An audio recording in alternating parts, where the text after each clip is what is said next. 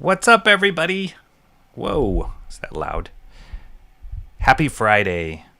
I'm so happy it's Friday. Hopefully, you guys are happy it's Friday. Partially because I didn't get to stream on Wednesday. There's that. And two, it's been a long week. And so I was really looking forward to it. I was planning on streaming. I kind of got the idea in my head to stream Thursday late night. Yesterday late night, which turned into early this morning. But I was like, once I get this delivery out, dang it, I'm gonna stream on Friday, and it's gonna be a fun one. I couldn't let this week pass by without streaming because I have so much to share with you guys regarding comics. There's so many like back issues I picked up. There's a few new issues I picked up. I got something delivered in the mail. Even if we have time, I just came from the library. I made a quick trip to the library and a branch that I don't normally visit. And I found a whole bunch of books that I was pretty excited to borrow. So I was like, where do I even start? Where do I even begin? It's just going to be a smorgasbord of sharing comic stuff with you guys. And then on top of all that, I am going to start inking the master study of Jack Kirby. Can we get a what? What do I got? I don't really have that much. This is what I need.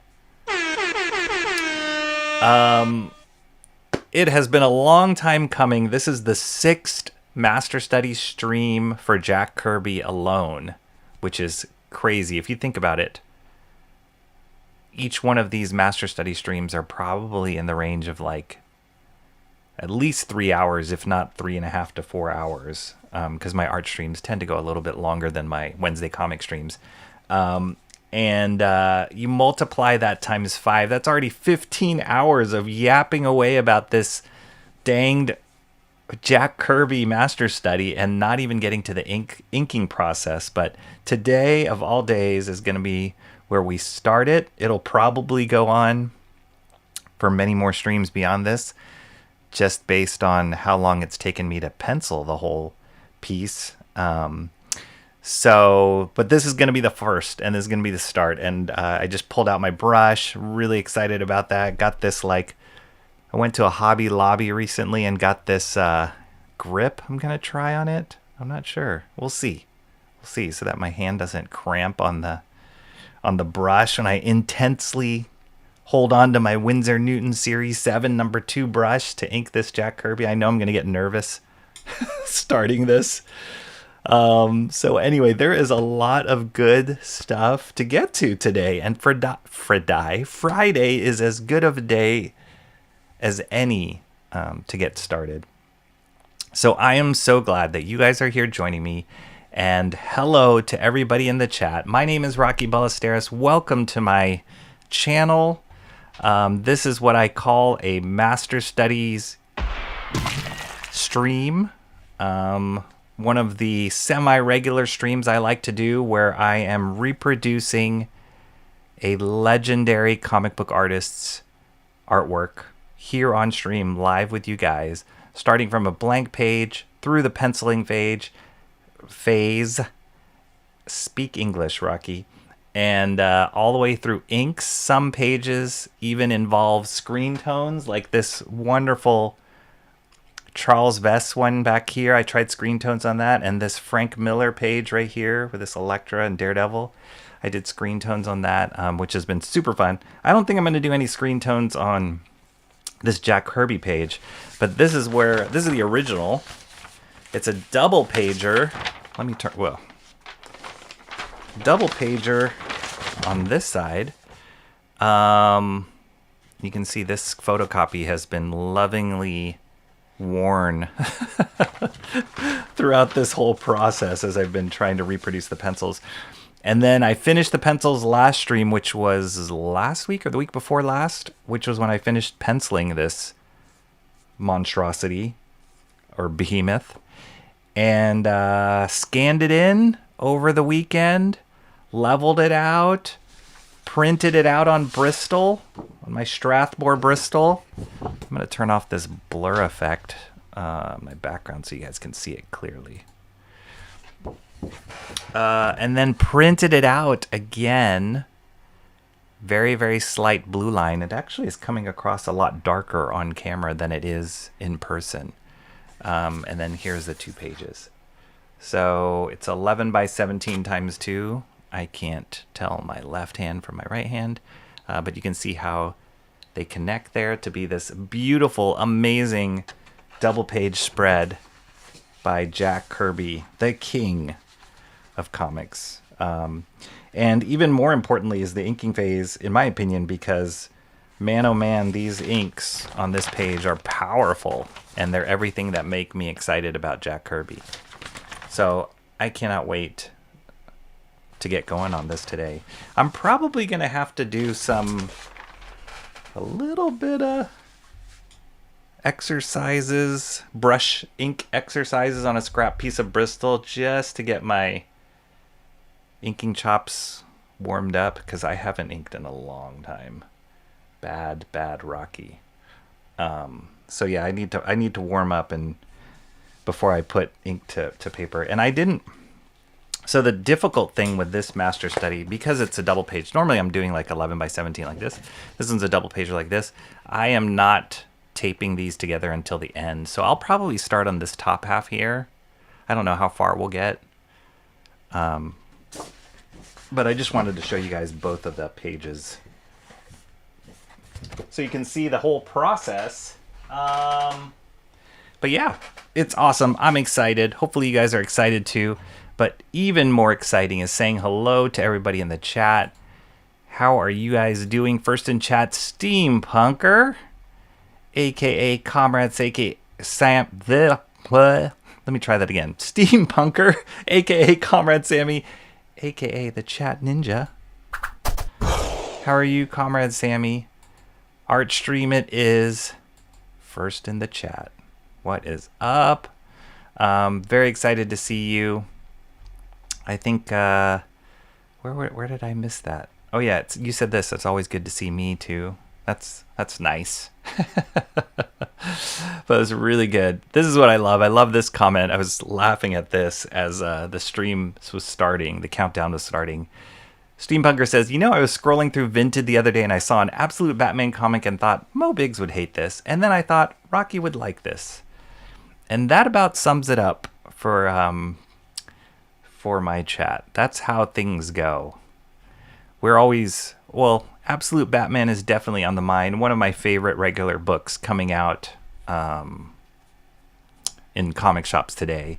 And just keeps wowing me every month. I don't think there's really been an issue that I've kind of been iffy on. I've been loving it. And speaking of which, because I'm so into Absolute Batman right now, I've been rereading East of West, which is where I was first discovered Nick Dragotta's artwork. I don't know if you guys know about this series. I've talked about this series a few times here on this channel, but this is written by Jonathan Hickman, drawn by Nick Dragotta, who is the regular artist on Absolute Batman, and it is really, really good. I'm not actually a huge fan of all of Jonathan Hickman's writing, but he's good, and he's really good at world building.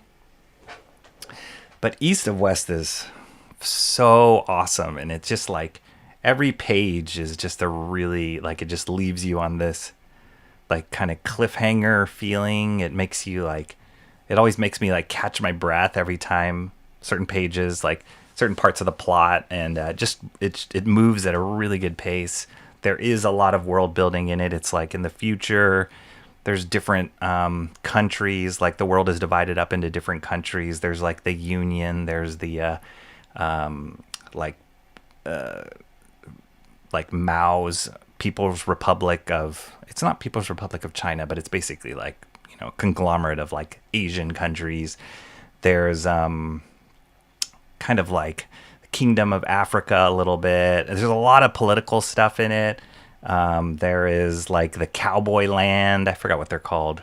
Then there's like the Native American land. Anyway, they're all kind of these huge world powers, and they're connected by this kind of religion that is not good by any stretch of the imagine of the term religion.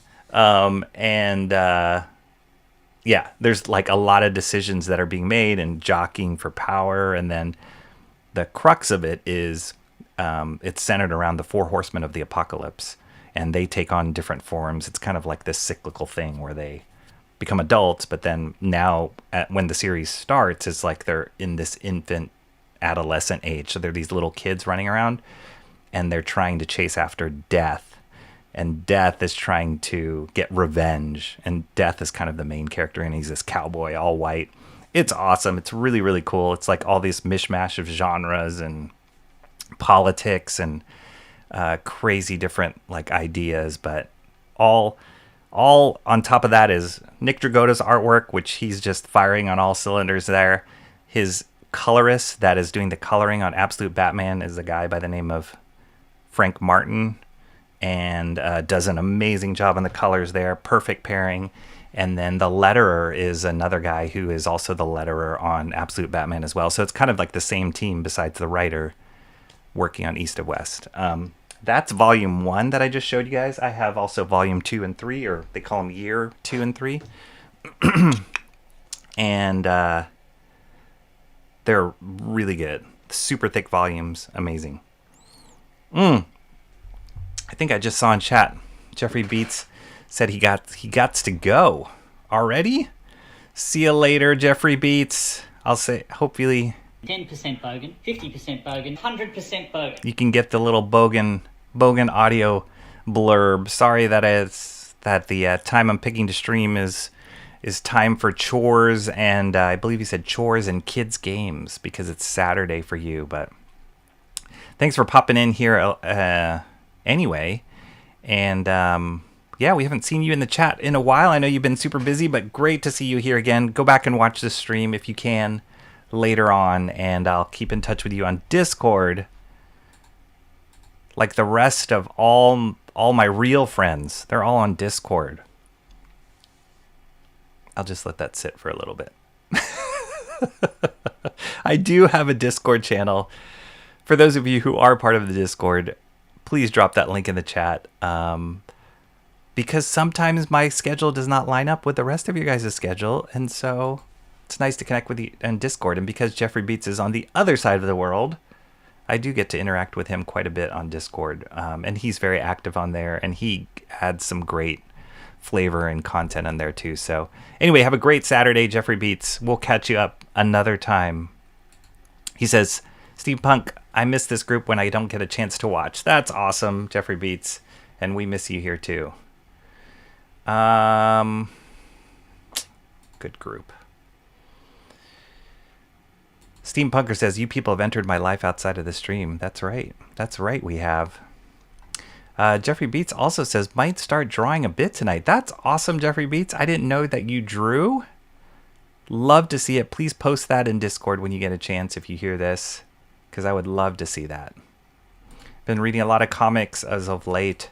701 subs. Yes, we are at 701 subscribers. It was a little dicey there, guys. It was like 698, then it got 699, then it went to 700, then it dropped back down. It's been like, YouTube is just jerking me around, honestly, between 699 to 701. But I think it was like at 700 yesterday, then went up to 701 today. Maybe it'll stay. I don't know. If you haven't subscribed to my channel, please do, because we need to secure that 700 spot for no other reason than to just say we can.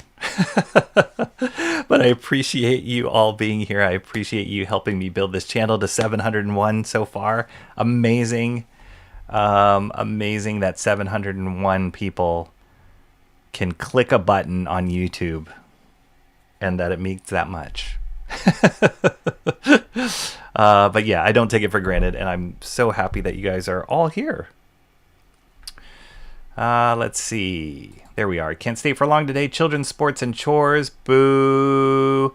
Cranberry Langers. How are you doing, Cranberry? This is a cranberry full of power. Cranberry Langers is also, not only is he a subscriber, but he is also a member here on YouTube. For $1.99, you can be a member of my channel. And what does that get you? It gets you a lot, actually. Let's see. Emojis.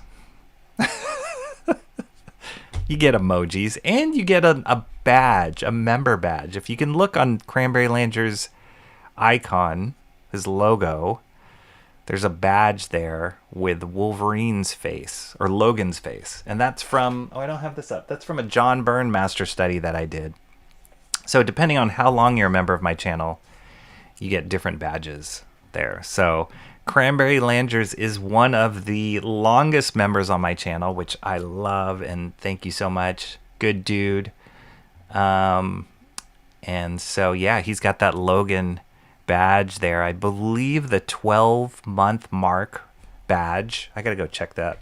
But I believe the 12-month badge is the Mobius, which is there. You see that Mobius Galactus face right there? That is the badge for 12-month members. Nobody's hit that yet, but soon. Some of you guys are really close, and Cranberry Langers is one of those. So if you want to get in the party, the badge party, if those are important to you, please become a member. $1.99 a month. That is less than a coffee, really. Even if you make coffee yourself, well, that's not true. I have Nespresso pods, but I have the small original ones. Those cost about $1 to make a coffee. But if you drink 2 of those in a month, there you go. They're your membership amount. Can't you give us a Friday gift and not put the timer up? No, I can't do that. That's not a gift. That's not a gift. My timer is like, it's like the gift that keeps on, it's like vegetables. That's not a good comparison. Never mind, I said that. They're good for you, though. That's what I was trying to go for. Unhinged is here. How you doing, Unhinged? Jason. Now, I think, Jason, I, if I'm not mistaken, I think you stream on Fridays. Maybe. Friday is a little bit of a, like, normally I don't stream on Fridays, so not familiar of the territory. I might be stepping on toes. Apologies if I am. But you're at work still, you said? So not streaming yet. Time to clock out, though, Unhinged, because, hey, it's Friday. It's almost 4 o'clock here, West Coast time. It's got to be close to closing time for you, so get out of there. Jeffrey Beat says, I've been tossing up whether to see the He-Man movie. I've heard mixed reviews about it. I was a huge He-Man Masters of the Universe fan when I was growing up. Collected the toys, read all the comics. I even have the whole collection of the mini comics is in my collection. I'm definitely seeing that movie. Even with the bad reviews out there, I gotta see it just because it's He-Man. Mo Biggs is here. How you doing, Mo Biggs? Better known as Mo, Big wasn't always the confident voice we hear today. Once again, Mo Biggs representing the opposite end of the absolute spectrum, where he does not like anything that has the word absolute in front of it.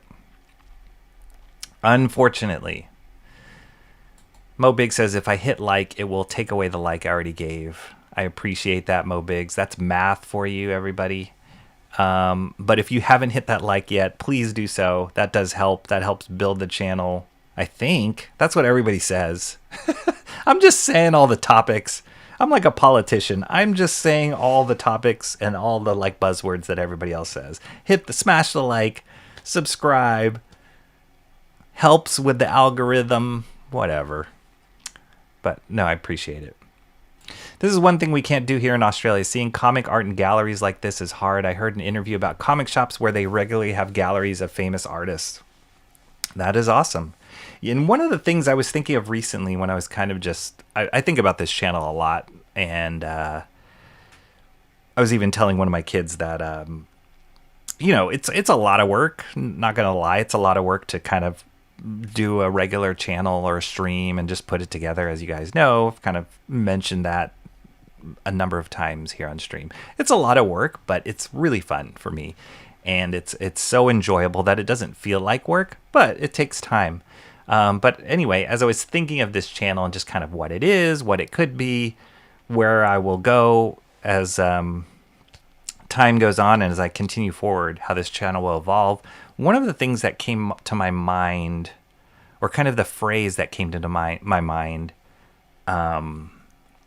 so if you watch my stream regularly, you'll know that one of my outros says, "For the love of comics." And I used to put that a lot, just whenever I was writing in descriptions and whatever on this channel, just for the love of comics, because that's really why I started this. I love comics a lot. I think it's an incredible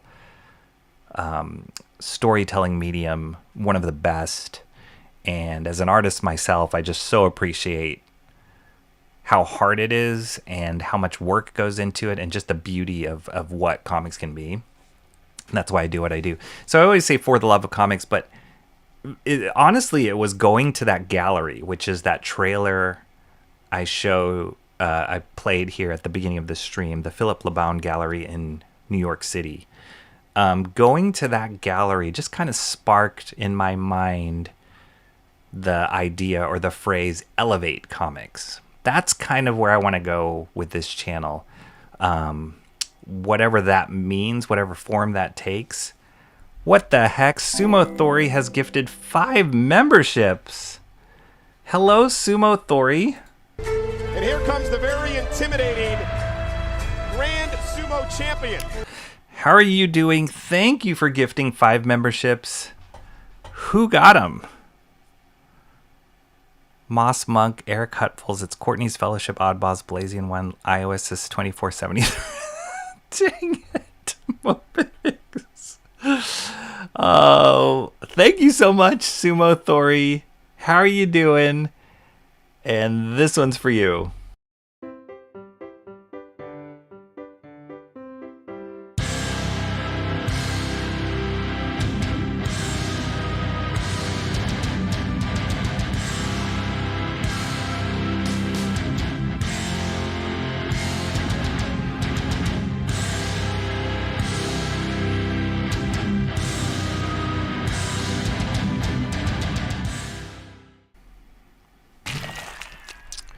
Thank you so much, Sumo Thori. Awesome seeing you here. Sorry I haven't gotten to the chat yet. But anyway, to tie up that thought, elevate comics. That's where I want to go with this channel.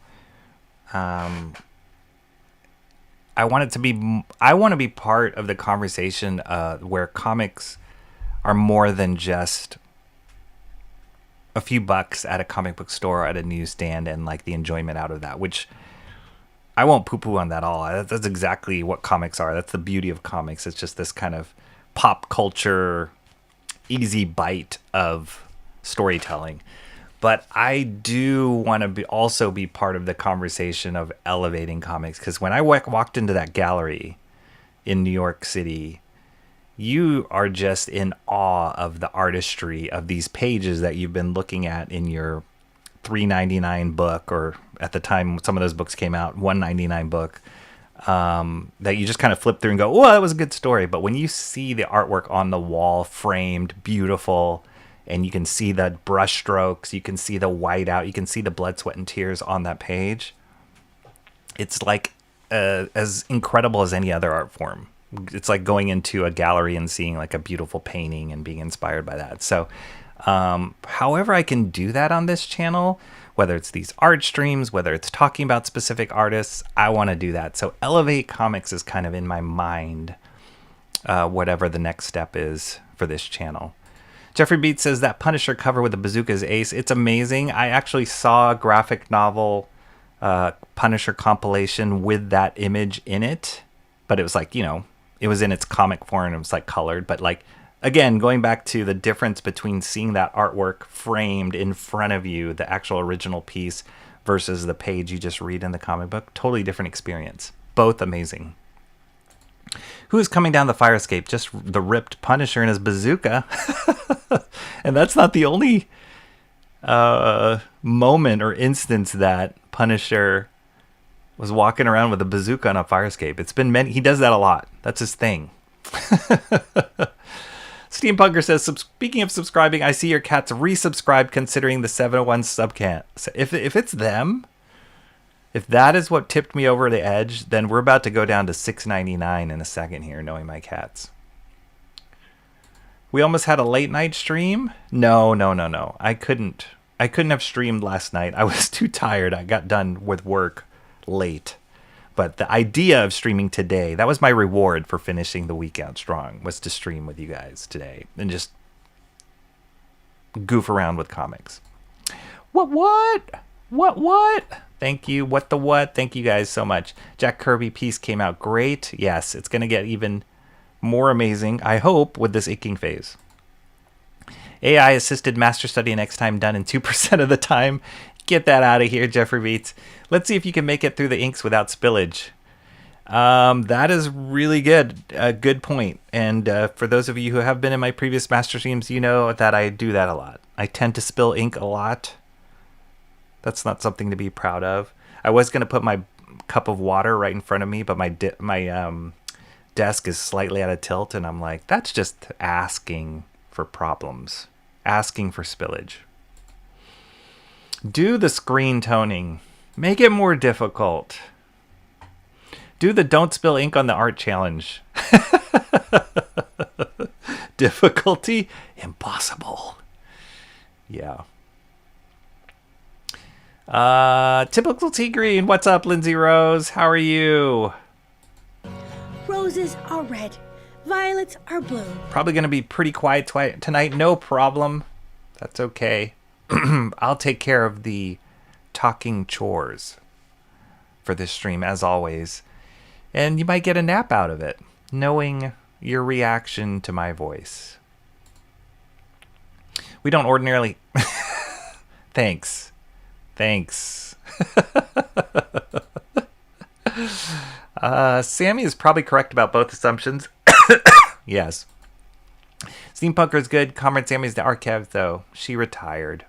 All right. We'll stick with Steampunker, also known as Chat Ninja. That'll never retire. What I appreciate about his work in East of West as opposed to Absolute is it doesn't look like trash. It's the same artist, Mo Biggs. And arguably he's doing better things in Absolute Batman. But some of the stuff he does in East of West is awesome. It's really good. If you guys, I'm not talking to Mo Biggs here. If you guys like, or people who like Absolute Batman, and you've never read East of West, I recommend 10 out of 10. Go back and read, or go find it. They just released a soft cover. I have the hardcover volumes of year 1, 2, and 3, which I think are out of print.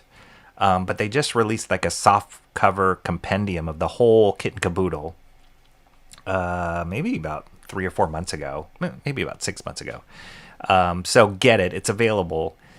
But if you like what Nick Dragotta does in Absolute Batman, go read East of West, because you can see all the traces of things that he's doing and figuring out in East of West, or the things that he likes, his tendencies, stylistic things he does, like design-wise things he chooses to do, how he mixes like kind of creature horror and like dark concepts with like action manga. You can see all of that in East of West, and then how he injects it into Absolute Batman. It's like brilliant. Gotta run, folks. I will watch later. Daughter needs to get to gymnastics, and then AFL for my son. American Football League, maybe? Mower shop, then 20 other things. Have a great day, all. You are awesome. You're awesome. There you go. Got that in there. That's right. I dig Absolute Batman so much. That's awesome. Pre-ordered 3 Absolute Catwoman. Jeffrey Beats is the man when it comes to different covers, variant cover stuff. He is the man. Amazing story so far. Great art. Gotta go. Boo. I will say I just cooked egg and green beans together. It's pretty good. Egg and green beans is a great combination. They do that in like Chinese restaurants do that, or some styles of cooking, Asian cooking, they do that. And it is really good. You can actually mix eggs with anything, I think, and it's pretty good.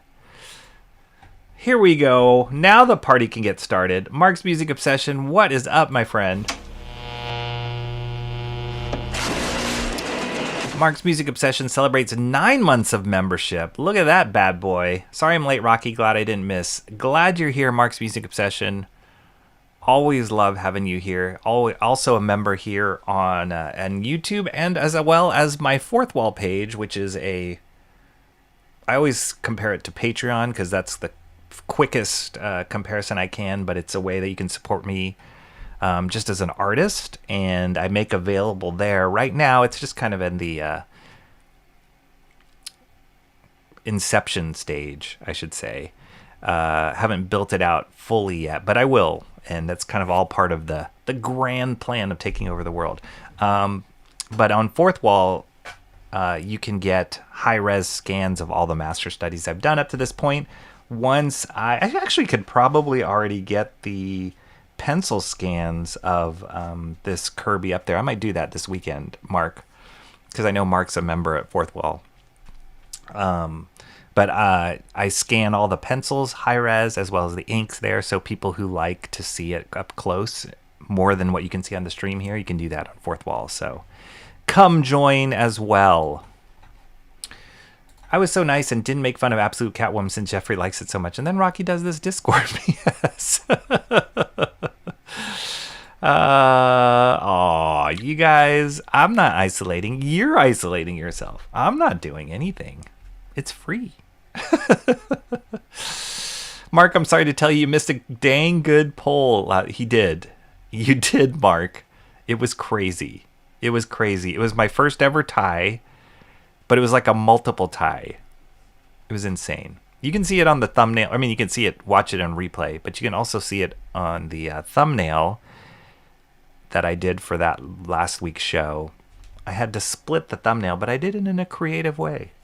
The winning books were Batman Grundle, which is awesome, by Matt Wagner, and Hyde Street, the new Hyde Street that came out, which is great, by Ivan Reis, Danny Meeke on art, and Jeff Johns on writing. Linda. Hey, Linda. I think you mean Lynn's, right? Stupid phone. What's up, Zaid Comics? What is going on? How are you doing? You know what I saw recently that I didn't get to watch? Zaid Comics. You just launched a comic, didn't you? Please tell us you did. Somebody drop the link in the chat, because I'm pretty sure Phil just dropped a new book, right? I didn't get to watch that stream. I apologize. I think you launched it on Bancroft's stream. I was too busy. I'll have to go back and watch it. But go watch it, people. There it is. Pick Up the Man Without Strings, number 2. Thank you so much, Mo Biggs, for dropping that link. Yes. Phil is kind of kicking butt with that campaign. Already on issue 2. And so exciting. Hope it's going well for you, Phil. My membership milestone didn't show up for Rocky. It did. I just saw it. 9 months, right? Hey, chat, can't stay long, so Rocky won't even know I was here. Thank you for the membership, Sumo Thori. Maybe that was why you dropped them, so that I would say hello. Mo, you missed my launch on... Okay, I'm catching up here. Everybody, missed for shame, everyone. We missed Phil's launch. For shame. I will miss every launch that happens on Thursday since I'm never there on Thursday. Whew. There you go. Just dropping it. Get out of here with Thursday launches. Note to self. Bancroft shouted out backers 1, 3, 4, 5, 6, 7, etc. Guess who was number 2? You gotta be kidding me. I'm gonna give you another soundbite here. This is thank you for backing Phil's book, number 2. And here comes the very intimidating Grand Sumo Champion. I'm indifferent about the He-Man movie. How are we even supposed to know if they made it super gay for DEI's purposes or to stay faithful to the original? We won't know until we watch it.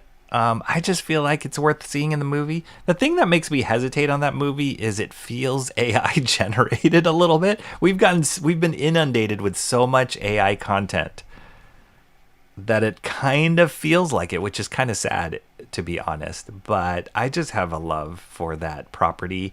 I want to kind of see it on a big screen. I just have to find somebody to watch it with me, which might be no one. I saw the trailer for the Street Fighter movie, which I was like, this looks stupid. And then I saw the trailer in the theater. I was watching another movie, and I was like, I might go see this movie. There's something about seeing it on the big screen. I don't know. Time to blame Bancroft. Justice for Mo and Sumo Forehead. Justice for me and time permitting sumo. And Phil didn't even defend you? Dang, I see how it goes. Custom emojis aren't working on my phone for live streams since Apple's last update. They said YouTube will have to patch the app. Sorry about that, Mark. What's the point in giving you guys custom emojis if Apple has to come around and just like block me? What the heck?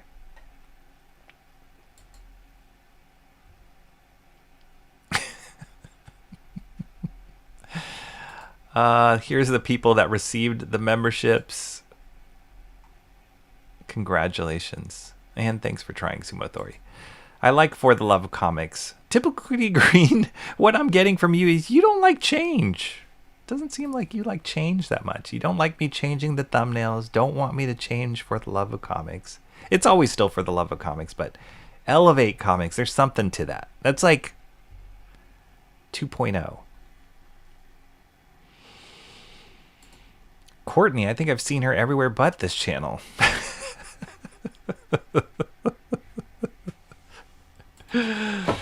Oh, thank you for trying, Sumo Thori. I bet you I can try. Can't I try? We're in a new month. Oh, no. Oh, yeah. You have 10 gift... I'm doing it. Let's see what happens. Will this work? Big money, big money, big money.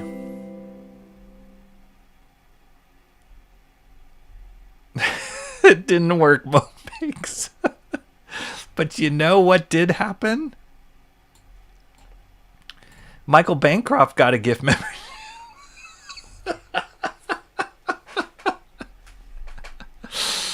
As did Unhinged Entertainment. Hey, we're getting closer. We're getting closer to people that actually come here. Christian Mecca 4, don't know that person, but congratulations. Bruce Campbell's Chin, I've definitely seen that person around sometimes. John to the Ross, I don't believe I know John to the Ross.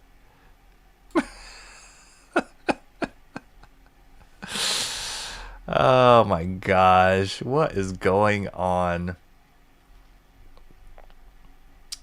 Okay, let's see. Lost my place here. I wish they would put little bookmarks. That would be awesome if you could bookmark chat. Certain places in chat. That would be awesome. I actually recognize 3 of the people who got members, so at least there's that. What the heck happened to my membership milestone chat? Did I not get it yet? Mark's Music Obsession? I thought I did. Did you remember to hit the hashtag key? Wow. I think I got it. Yeah. Blame the forehead. I recommend just retyping it in the chat, but starting with member chat. That'll work. If he doesn't read it, we'll give him hell. Please do. Please do. Don't cry over spilled ink. I'll just laugh. But I will run out of pants if I keep spilling ink. Yes.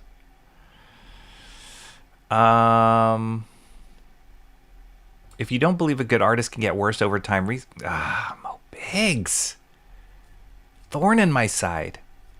Frank Miller is awesome. Why would it be American Football League? He's from Australia. Because I think they play football. Because if you call football anywhere else than America, then it's soccer. So I think his son plays American football, like for fun, recreationally. I think. I could just be making that all up. It might be the Australian Football League. I don't know. I'm thinking of changing my handle to Rose on Third. Thoughts? I like that. Rose on Third. Huh. I'm down. Sounds good. I'll just get confused, but you know what? That's par for the course on my channel. Rose on Third. They call American football Gridiron, which is an awesome name. Rocky, you would probably like that Absolute comic more because it was signed by someone whose name I can't remember. Probably someone you know, though. That Absolute comic more because it was signed by someone whose name I can't remember. Huh. I wonder who it is. Why is Pigfeeder Lady signing comic books anyway? Wait, is that what Rocky's making her do in the basement? Yes. That is... I have imprisoned Pigfeeder Lady in my basement to sign comics. That's exactly what I'm doing. Rose on Third would be good, Linz. Nice. I just opened my trunk and there was a Tupperware of left... Wow. No. I don't. We just recently took a road trip, me and my family did, and we ate at a seafood restaurant. Similarly, had leftovers, fish. It was really good, but we, couldn't finish it. Took the leftovers home or to our hotel. I put it in the fridge and forgot all about it. So hopefully housekeeping found it and got rid of it. I hope. Yeah, I wouldn't risk it, Sumo. Do it. Do it. Unless the weather has been cold. I missed that. You've had multiple ties before, but not all the way till the end. Not all the way till the end. It was like officially ties. We usually have Mark there. That's probably why we reach those ties. Because usually we have Mark there to help us break them. Tip the scales. Right, Mark? Big boy. Show me the tied books and I'll vote. There you go. See? Mark, you can be counted on. One stream you miss, and it's just ties all over the place. What is up, Awesome One, singing at the top of his lungs? Yes! That's awesome! How are you? Thank you, Steampunker. Does it sound a pinch more feminine than this one? Typical tea green, Rose on Third. I think when you put Rose, it does have a feminine sound to it, as opposed to like Pete Rose. I guess that didn't sound feminine. That's the only Rose I can think of. What other examples of Rose in the name that is not feminine? Yeah, usually it is kind of feminine. Any kind of flowery names, feminine. Freedom units or commie units? 80 degrees is your temperature right now? Holy cow, that's hot. The Man with No Strings 2 looks great, Cranberry Langer says. Indeed. The artist on that, Oliver Debra? Correct me if you're still there, Phil. Great artist. If you love 90s image look, like Silvestri, Jim Lee, kind of, that guy is he's got that pumping in his veins. Mark's music obsession didn't miss it. He was like third or fourth backer. Nice. There's the link again. I'm going to AI you again. Please don't. Please, Awesome One, don't. I just forgot about that until you reminded me right now. Please don't do that. They work on normal posted videos on the iPad, not just live streams. Crazy. Mo Biggs is talking about Lindsay Rose here, or typical T Green. She hates change except for she wants to change her username for the second time. Yes. I don't want you to change the thumbnails because it doesn't promote the algorithm. Who knows what promotes the algorithm anymore? I don't know. So we're just going to do what we want to do until we can't. I can tell Bancroft gave Rocky his anti-mo filter, which probably has Bancroft set to auto-receive. Hashtag justice for Mo, enough is enough. It is kind of insane. Lost my place. There's like 4 comments after the last one you read.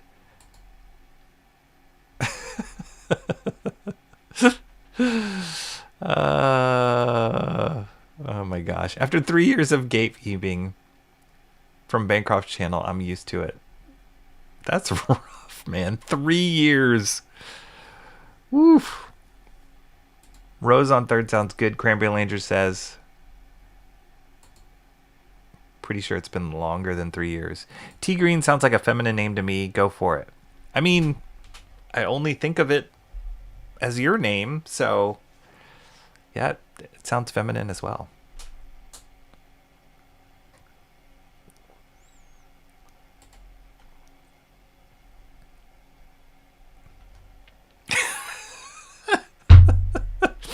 What are you talking about?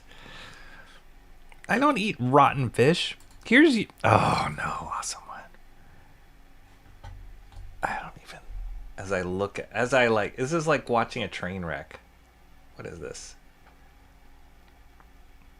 This is why I will cancel Discord. Oh my gosh. What is...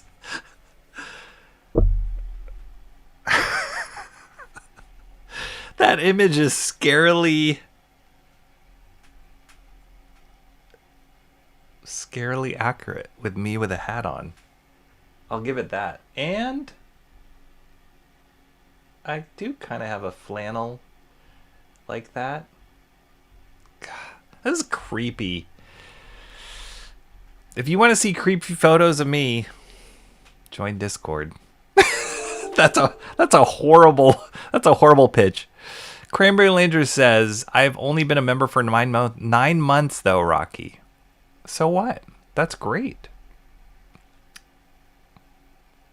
I love that you've been a member for 9 months.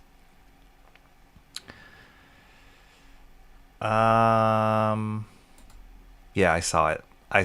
It's scary. Pete Rose is a name and a complete sentence. Pete Rose. That is very good.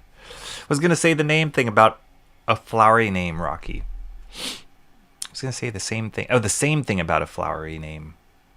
Yeah, I mean, there's not that many masculine flowery names, are there?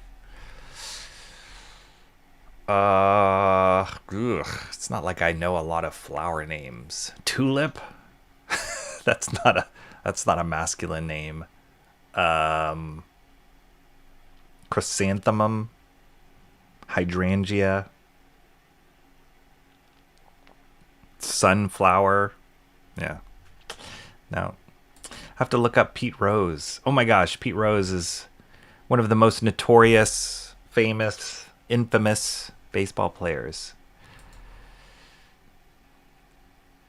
82 and beautiful here. It's beautiful here where I am too, but it's not 82. It is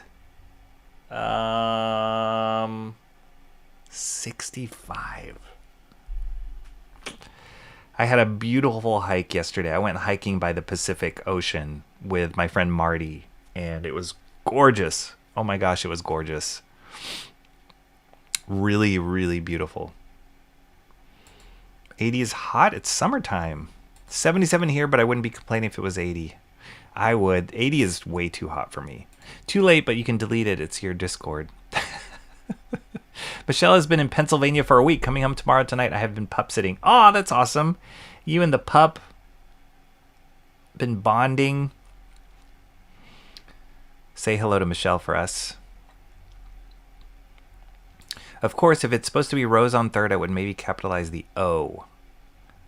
Otherwise, it'll read Rosie on third, maybe. Yeah. With the O capitalized, I endorse the new name. Okay. This is why I would cancel Discord. Oh, why is that? Okay, let me move that up because I can't even read that. Awesome One gifted 6-7. What?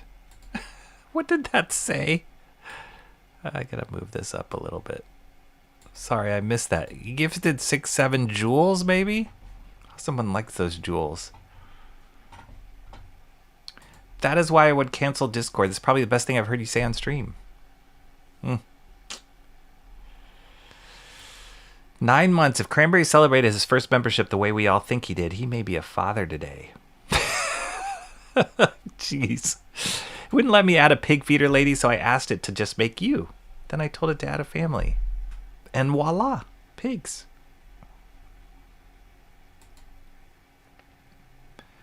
Inglourious Bastards is another good war movie. I haven't seen that yet. The funny thing with, I love Quentin Tarantino as a director. I think he's brilliant, one of a kind, film aficionado. He's weird as a person, but as a director, amazing. But his movies always give me this very, very uneasy feeling, just because he plays around with expectations and kind of shock factor a lot. I always enjoy his movies, but that one was one of those that I was like, I don't know, like war movies kind of, when they get super graphic and violent too, they don't really sit well with me. But I am excited that they're re-releasing Kill Bill as a combined movie. Like one long movie. They're releasing that in the theaters. That would be awesome. It's cold? Nah. 84 is cold. 82 is cold. Pete Rose slides into second often. Yeah, Chat Ninja. Can always visit Mark for this weather. Someone clip Rocky saying 6-7 with that graphic on the screen. No, thank you. I just learned, what did one of my kids taught me today. This, have you guys heard of the term fa? Was it fa? I don't know. It sounded funny. It's like a little sound clip, but that's the new thing. Fa. F-A-H. Oh, you know what I have been seeing on social media recently? I don't know if it's the algorithms picking it up on stuff that I talk about, or I don't know. I've been seeing a ton of posts about, it's not actually Kool-Lickles, the Kool-Aid with the pickles. It's the Kool-Aid mixed with pineapples. Have you guys seen this? Like tons of videos. It's like a thing now. Crazy. Blowing up all over like urban America, urban neighborhoods. Kool-Aid in pineapples, like pineapple spears. They just soak it in Kool-Aid. Similar, I think, to the Kool-Lickles recipe you guys shared with me months ago, which I haven't tried yet. But yeah, it's a thing. Everybody says it's like diabetes in a jar, but it's a thing.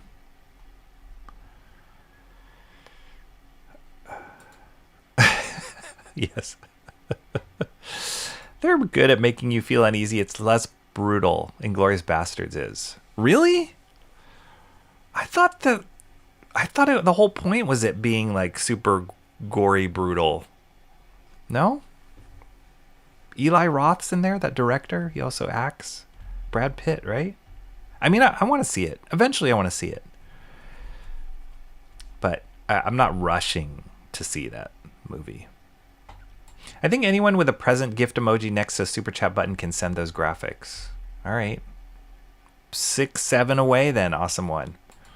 Alan Lau. There's some new animated content for the Kill Bill recut. Hey kid. What? I'm a computer. Good seeing you, Alan Lau. That's amazing. That's another thing that I just love it. Tarantino's always pulling from these different film references, cultures, movie references, Japanese movies, kung fu movies, and then yes, anime as well. I love the sequence that he had in the original Kill Bill. So that's cool. I'm sure it's going to be amazing. It's probably going to be done really well. So that's great. Can't wait to see it. I do want to see that in the theaters. 65 is cold for June. It's perfect. Mark's Music Obsession. It's perfect weather. When would I impregnate a woman to celebrate my membership? That's $1 million question right there. That is $1 million question. Please don't do it for your membership here at this channel, though. I don't want that over my head. Fat. No, it's it's not fat. It's fa. Fa. Fa. I bet you I can look it up.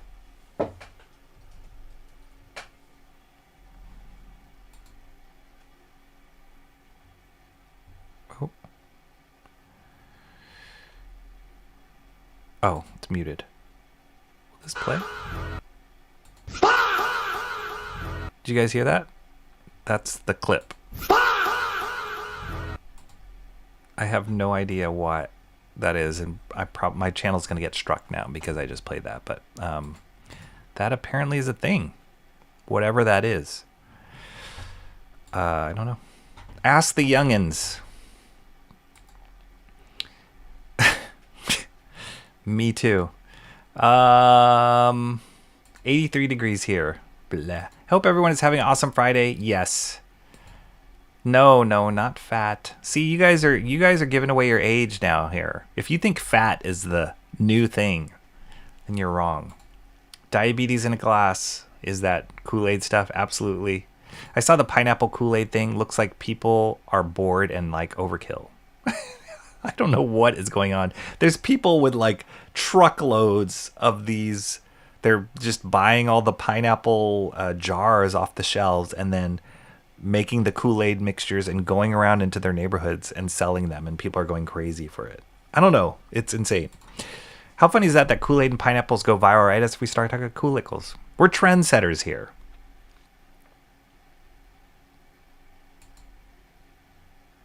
No.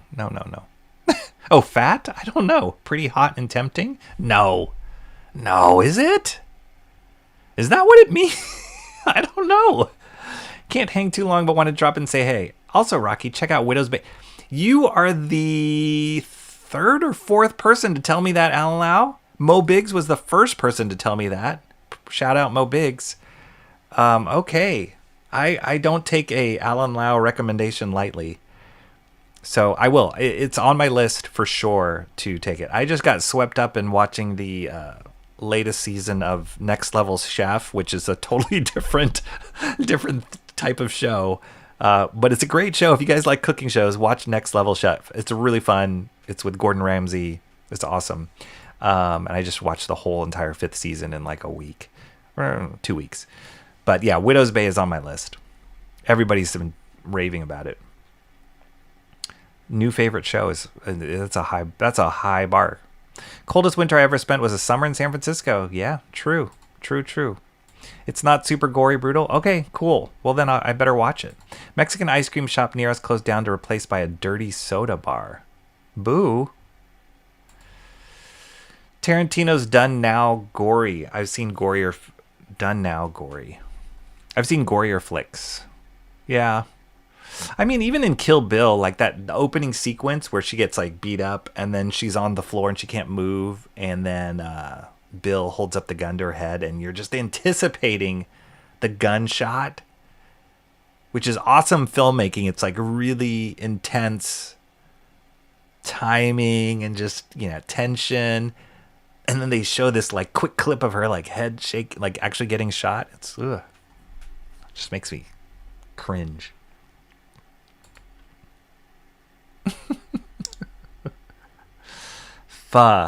No. Timmy Mello. What's up, Timmy Mello?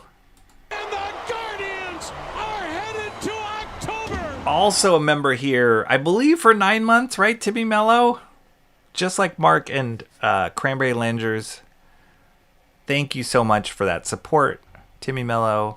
Thank you for being here. Hope you're having a great Friday. Let's get this party started.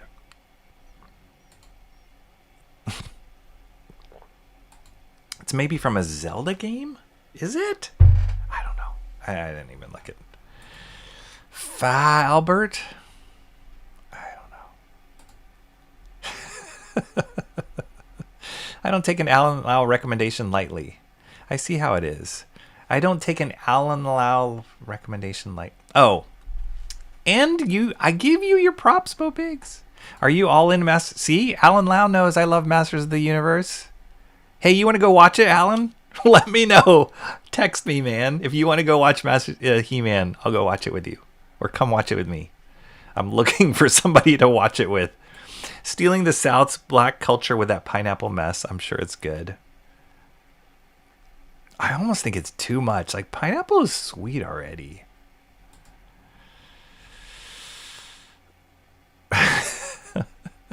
Yeah, I don't know. I don't know if that's really what FAT stands for. Dirty soda sounds like a fancy way to serve a chocolate ice cream float, likely with Rocky Road or Moose Tracks and a Coca-Cola. Dirty soda, I think, if I'm not mistaken, awesome one can correct me. It's a brand of soda. It's like organic soda, I think, which is ironic because it's called dirty soda. I could be wrong. It could be what you're saying, Timmy Mello.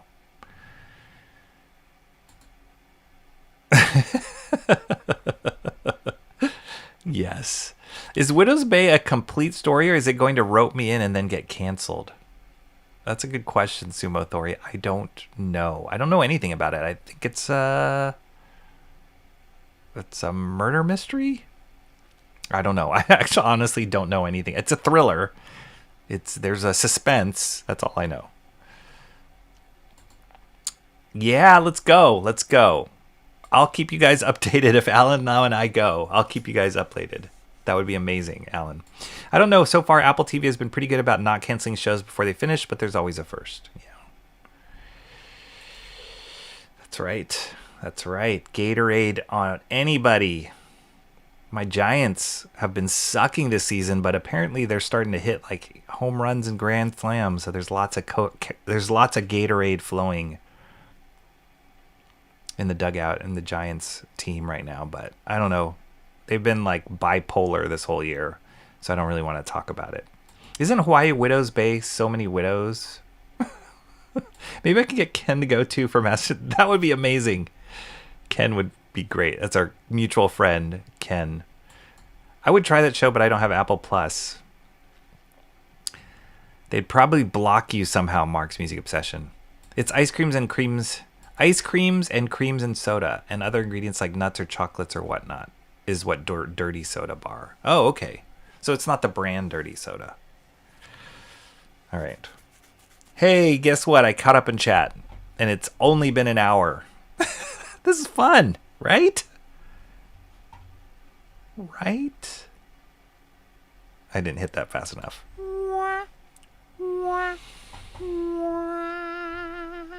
All right, you guys. Finally. So, what should I do? Should I start wetting this brush with glorious ink? Or do you want to look at comics? Because I got so much of those too.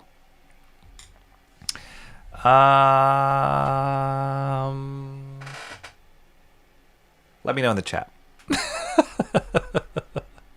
Mark's Music Session 60. Awesome one gifted floating heart times 10 jewels. Whatever the heck that means. I love it, I think. Kiwi. You should show me the Tide books and let me vote. Mark's Music Obsession says. We can do that. Wait. Oh, yeah. Okay. Do I have them within reach? Of course I do. That was the first book. And... oh, no, that wasn't this. There it is. These were the two books, Mark. Hyde Street, Batman, Grendel. Here, we'll do a quickie. I have no agenda here. Other than I called this a master study, and so we got to do some of that. But I honestly have no agenda. So these were the two books that tied. Both amazing books. You've seen Hyde Street before, Mark? You're probably pretty familiar with that. The artwork just continues to like rock my socks off. The story is a continuation of The Butcher of Hyde Street. They introduced this character the previous issue. Look at this artwork. Colors amazing. Artwork Ivan Rice and Danny Meeke, who his inking is on another level for this book. But the Butcher of Hyde Street is a new character that they introduced. Hyde Street is a world that is just like filled with all these horror genre kind of characters. This surgeon, this like crazy mental X-ray glasses dude, this little psychopathic Boy Scout, Pranky, I think his name is Pranky. Then they have this like Frankenstein character, this like diet specialist or whatever. Anyway, they're all horror icons in their own right, but the Butcher is cool because he comes into this world and just starts killing them. So it's like he's their worst nightmare, kind of. They haven't totally revealed his story yet, but they're just kind of building that out now. And anyway, it's amazing artwork, and the story is really great. So there's that. And then this one was one I picked up at a back issue box. There's 2 issues of this. This is the first one, 2 books, I would say. Batman Grendel crossover by Matt Wagner. He is the creator of Grendel, one of the greatest independent comic characters that came out in the 80s and 90s. And then he's also done stuff for both Marvel and DC. Grendel was highly inspired by Batman, and so to have them cross over is a really, really cool mix because they kind of live in a very similar world. Grendel is like the anti-Batman. And then he's got one of the coolest costumes in independent comics. Love his character. So, and this book came out in the 90s, 93. So pretty old. But it's just classic Matt Wagner artwork and storytelling with, you know, probably 2 of the greatest characters he's ever touched. So yeah, these were the 2 books that tied. And I don't even know why I'm reviewing these books, because the reason why we tied had nothing to do with people liking these books. They were just there to drive me crazy. So which one would you have voted for, Mark?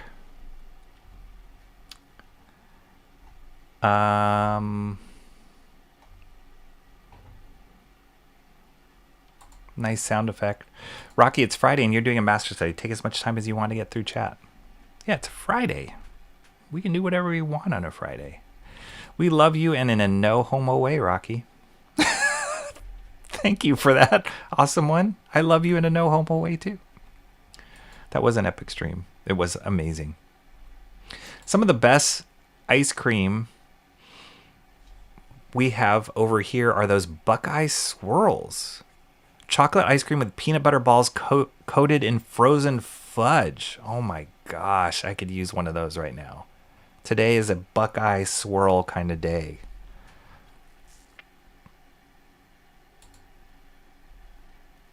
No baker or candlestick maker? Nope. I've never read Mage. Alan Lau is referring to Matt Wagner's other independent creation called Mage, which I believe was based on the like King Arthur tale, right? Like a modern day telling of King Arthur, kind of. I never read Mage. I really want to. I actually haven't been able to find anybody that owns like the there's so many volumes of Mage, so I haven't been able to find the first volume, whether it's at the library, somebody owns it, or even in back issue boxes. So I do really want to read it because I like Matt Wagner stuff. Yeah, I like the name Grendel too. Grendel's awesome. Mark's Music Obsession says Hyde Street, tie broken, great art and colors. Awesome one. Awesome one voted for fat.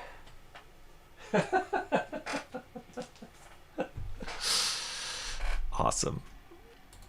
Yeah, they were both great. They were great books to tie on. I could use one of those right now. Yeah, some ice cream would be perfect in that crushing 65-degree heat. It's pretty hot. It's pretty hot. I'm not gonna lie.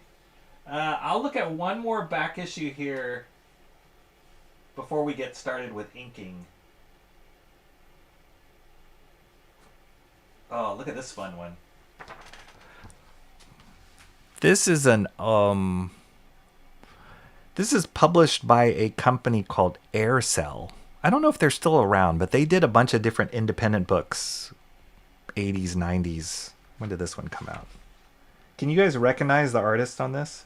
1987 is when this came out. This is called, if you can barely read this title, I mean, it's cool logo design, but very unreadable.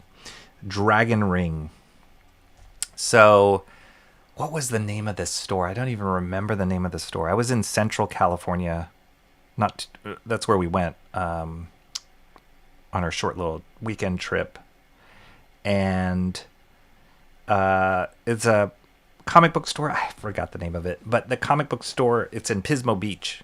And I've been there once before, and it is like kind of walking into somebody's garage a little bit. It's predominantly made for like old video games, vintage video games, and vintage videotapes. And I saw people there also playing like card games. So it had little like tables back there where people are playing card games, like Magic the Gathering or whatever. But one of the things they carry too are just old comic books. None of them are really taken care of well. They bag them all, but they're all these like, I don't know if you guys have seen them. I instantly throw them away when I get them home. But they bag them all, which is nice, but the bags are like old and like dirty and like just really gross. And I always sneeze when I when I like get comics like these, because you don't know what kind of dirt they're covered in. But I love it. And somebody who was there, who was also looking through the comic book boxes, was asking me like, "Oh, are you looking for a particular book?" Like, she had never collected comics before. She just wandered into this store and she was asking me because she saw I was kind of intently searching. And I said, to be honest, I just love the hunt. I just love looking through boxes like these because you never know what you're going to find. And it's a lot more interesting than walking into a store and knowing exactly what you want to get, walking out, and that's it. This is just kind of like the thrill of the collection. And so this was one of the books I found. He just had all these back issues randomly mixed together. Some of them current, some of them old, some of them independent, some of them from, Marvel and DC and Dark Horse and all that. And I found this back issue. They were all priced, I think, at like $2. And I saw this back issue here. Do you guys recognize this art just looking at the cover? Big Boy Burger, thank you for your vote.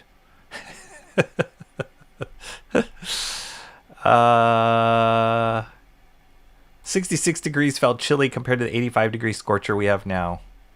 I guess so. We rarely get to 85, so 66 it's just perfect. I instantly throw them away when I get them. That's my policy when I am gifted manga. Don't do that. Pass them on if you don't like them. Okay, the artist of this book and why I picked it up is Dale Keown. There you go. And I believe Aircell is where he got started. Kind of started like cutting his teeth as a comic artist.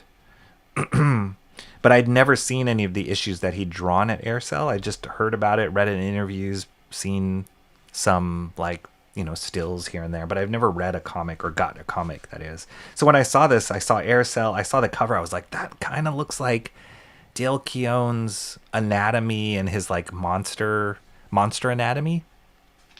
And then sure enough, he illustrated it. But look how look at the coloring in this too. Like, he spent a lot, I think Dale did the colors himself. He spent a lot of time on the coloring.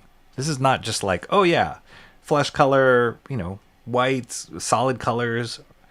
Like, he was spending time with the different kinds of lighting and the color temperature on the lighting. Like, look at the cool shadows and this like warm flesh tone. Like, there's some thought going into this. And some of these faces even are reminiscent of Dale's current work. But it's cool. It's really cool to run into this and just to kind of find this in the box. And again, I wouldn't be normally searching for a book like this. This is not on my radar whatsoever. But when you find it in a box, you're like, oh, what a treasure. So I haven't read it yet. I have no idea what Dragon Ring is about. I can only assume it's fantasy, dragons, probably rings, potentially, if I were to take a guess. But yeah, it is cool to see like early Dale Keown art. And for those of you who don't know, Dale Keown had an amazing run on The Incredible Hulk. That's where I discovered his work for sure. And then went on to create his own book, Pit, with Image Comics, which was just awesome. And I have a bunch of those issues. And then, yeah, he's still drawing now. He hangs out with the Comics Gate crew sometimes and does work for them too. And I'm assuming he's working on his own stuff as well still. So anyway, Dale Keown's amazing. He's one of the best to do it. Incredible artist. But yeah, there's just a lot of love and time put in even though it's not his, Dale Keown at the top of his game style yet, you can see all the potential in this and how much love he put into it. Look at that. It was crazy. That's so cool. This is what I love about indie comics. Like, you'd never see this really in like a Marvel comic or a DC comic, but this kind of really fun. Yeah, see this stuff with the shadows? That's not somebody who doesn't know coloring. And it's like really rendered too. It's awesome.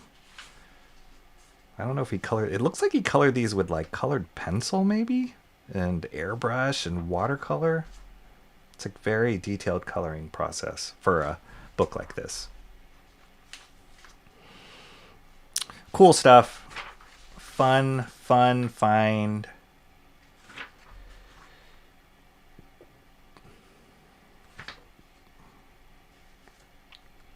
This is one of their popular books that Aircell did, Samurai. And I think Dale might have drawn a couple issues of that too. Anyway, Dragon Ring. Check it out. This is issue 12. I'll have to go and look and dig around and see how many issues of this he drew. I can't imagine it would be easy to find them anywhere. But this must be younger. Yeah, way younger. Oh, look at that. T Green already changed her name. Rose on Third 7-7. We're still going to keep this, though. Right, Lindsay Rose? We're still going to keep this. Roses are red. Violets are blue. That works actually better for your name rebrand now. Sad that Mark and Big Boy Burgers both decided to vote Hyde Street. We could have kept the best tie we've had going. Pitt is cool except for his sidekick Timmy, who belongs in the absolute universe. No offense, Timmy Mello. Looks like an Archie Esquire style.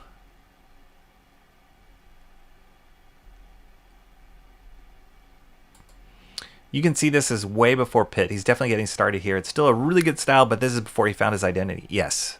Yeah. You can see hints of like I want to say like Neil Adams in there, John Byrne. It's awesome. It's really good. Like he's like more exaggerated in the like proportions in that one than he is when he got into his superhero stuff. Capitalizing the O was definitely the move. Yeah, it reads really well. Okay. That was our first little back issue fun. I do need to do a little bit of like warm-ups. So let's try this out. I'm going with the Winsor Newton ink. This is slowly becoming my one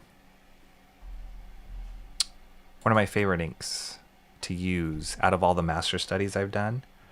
I love the bottle this comes into, which that's not a good excuse to pick an ink, but I do like the ink itself. Part of the reason I really like this Winsor Newton ink, black Indian ink, is it's not gummy. And so there's some inks that I've used before. The Speedball ink's pretty good. The Speedball ink smells kind of fishy. I don't know if you guys remember me talking about that, but it has a weird smell to it. But it's good ink. What is this ink called?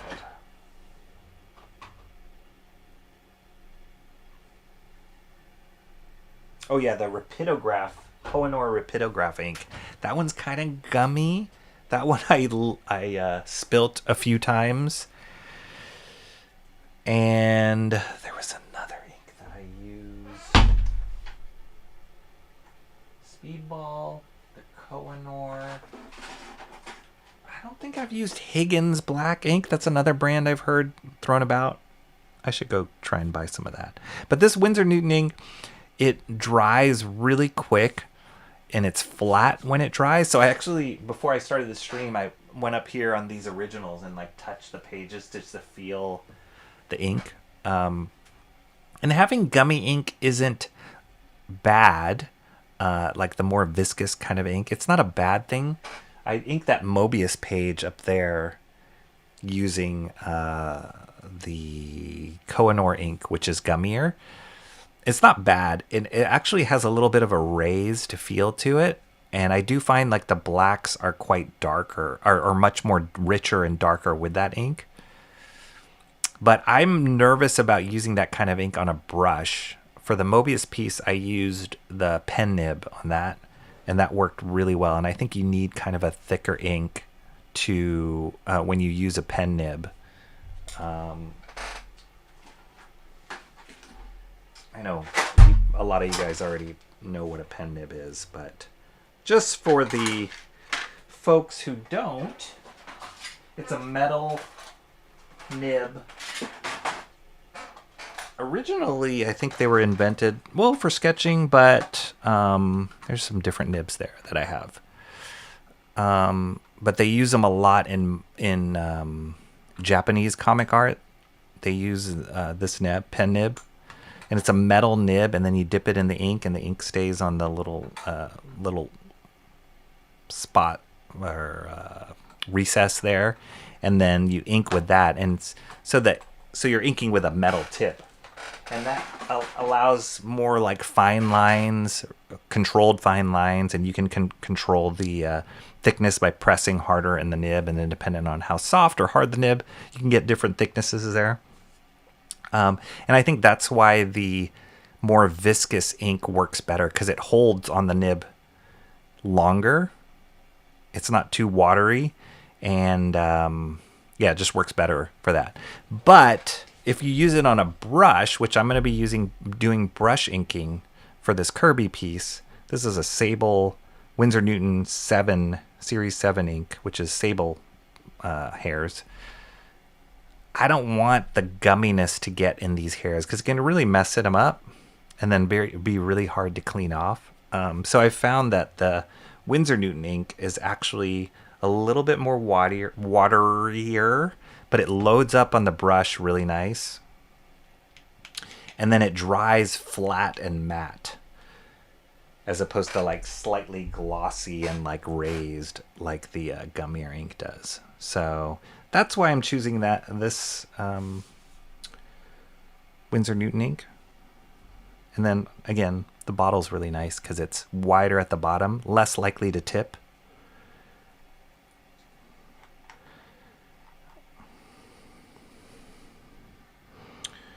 And then, I just got this grip. I visited a Hobby Lobby and I just got this grip there.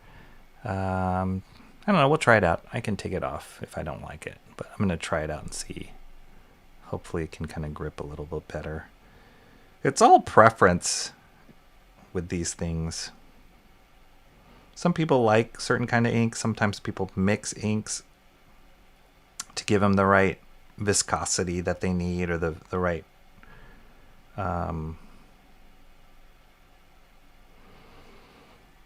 feel. Some people like inking with the nibs more than the brush. I've found I definitely gravitate towards using this brush. Winsor Newton brush is my favorite brush. So just gonna do some of these to practice. I have been debating getting when you start researching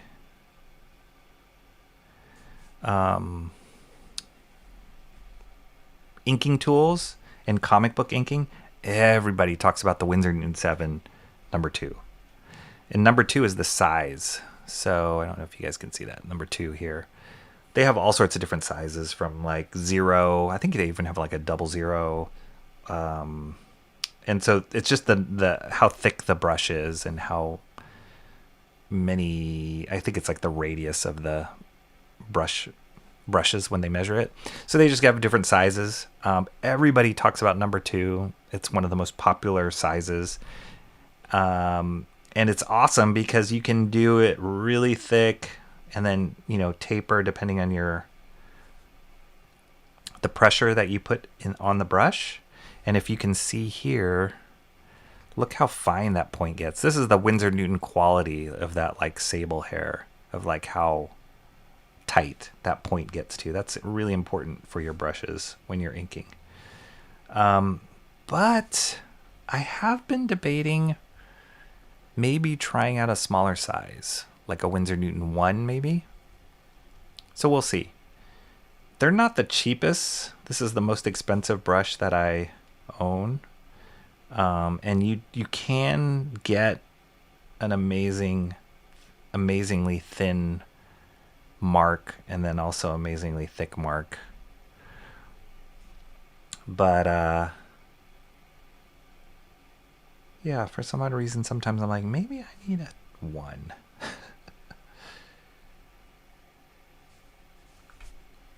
Could also be the ink that I'm picking. I do like this ink. It is a little bit more thinner and waterier than other inks. And maybe if I picked a thicker ink, like a Speedball, or I just don't like the smell of that Speedball, or the Kohinoor ink, maybe it will even affect the point even more. But I'm just practicing out my ink strokes here. Just trying to get a nice taper. This book here, The Art of Comic Book Inking, is by Gary Martin. This is one of the greatest books I've read about comic inking, and he goes into different techniques. But man, those guys, they're incredible with like the consistency of the lines. Like I could never do that. Or I haven't gotten good enough to do this kind of feathering yet. I need to keep practicing. I mean, that's why I'm doing these master studies. But they recommend just doing what I'm doing right now, just, practicing, drawing a consistent line over and over again. See? Winsor Newton Series 7 number 2 brush. He did all these with that. That's insane. I can't. I can't do it, guys. But you know what they say? Practice makes perfect. Not really.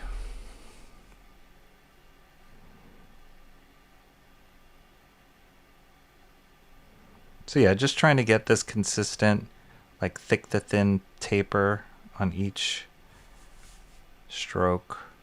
And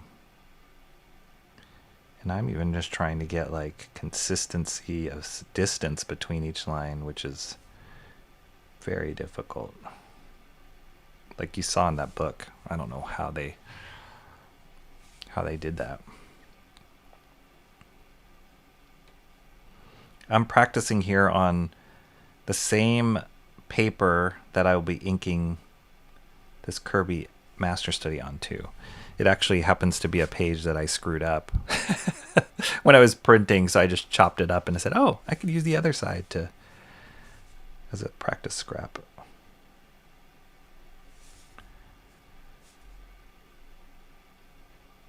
I'm going to try some cross hatching here. It's pretty cool. It's fun. It's like getting on a bike when you haven't ridden a bicycle for a while. You're like, oh, and then you're like, oh yeah, like this. More waterier, yes.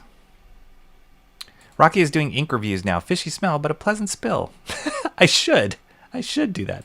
Perhaps Speedball ink is harvested from squids. Maybe. It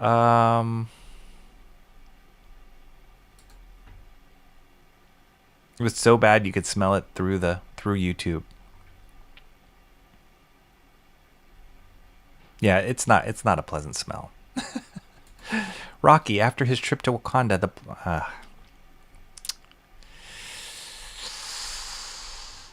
Chow, offer some Starbucks. All right, see you later. Not a dirty soda? Awesome one.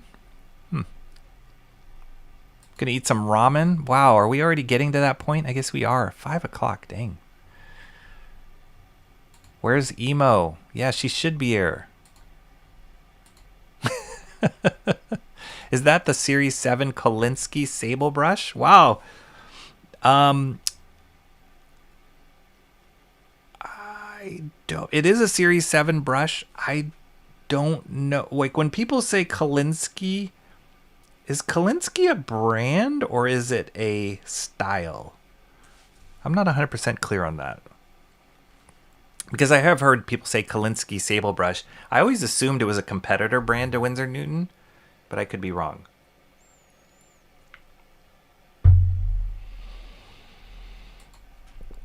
You can do it.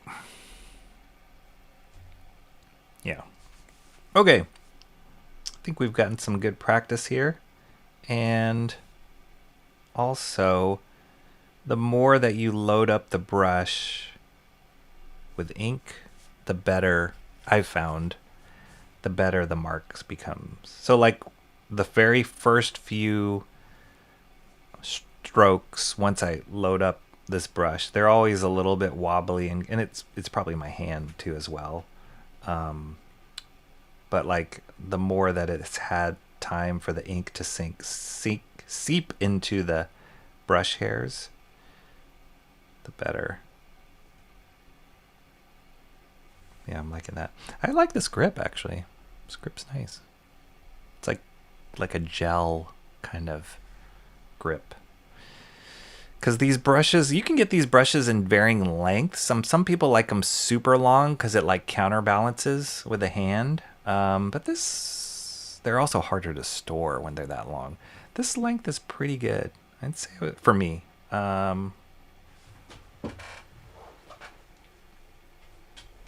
to get super nerdy, but yeah, this one's about 7 inches. I've seen some that are like 9 or 10. Did I just put that in my hair? 7 p.m. here, still have yet to eat dinner. Dang. Emo's out angrily eating ice cream with her boy while getting pooped on by her angry bird. That sounds accurate.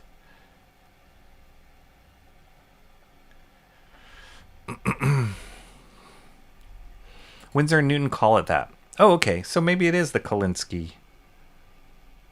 Winsor Newton. Maybe it's a style of brush, Kolinsky, like the way that they assemble it. I don't know. All right, there we go. We're done. No. But you can see what I'm doing. I'm just trying to like practice pivoting. I've read places too, like you kind of want to lock your wrist down and pivot at the wrist as opposed to doing this. You get a lot more consistency doing that. Depending on the curve of the line, you know, like if a part of the, like this curve is curving at this curvature. So I want to ink it like this. I want to go with how it's natural to rotate my hand as opposed to going against the curve. Then you get like more of a wobbly line. So I'm happy with how I'm feeling right now. I'll move along here. Let's get started. Woo, this is exciting. Exciting and scary. Because you don't want to screw it up. I will say that I'm not so afraid of messing up, especially after I've had a few accidents spilling ink on stream already, because we corrected it and they turned out okay. So even if we do make mistakes, we can still correct them. Right, I think I'm going to start here on his cape. And I need a little bit more light. Here we go. First ink on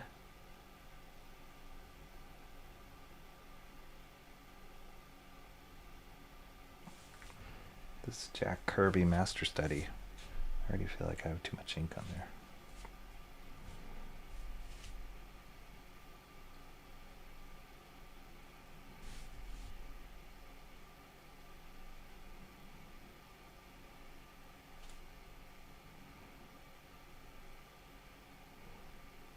I can already feel myself like tensing up. I'm like, It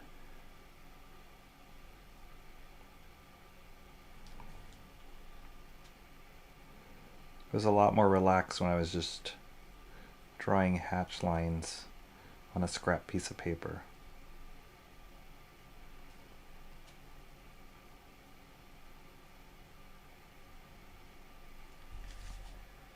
The other thing I love about this brush compared to other brushes I've used is it loads up on ink really well. Like I don't have to constantly keep dipping it back into the ink before I run out. That's the thing with like dip pens. I do find I have to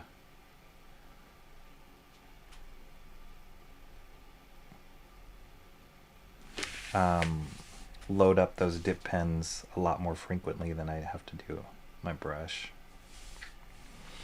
But inking with a brush, it's just so fun.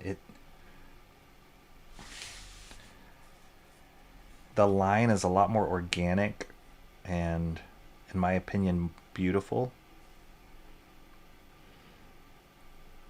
I do love inking with the nib, the metal nib, but if I had to pick one, it would be brush.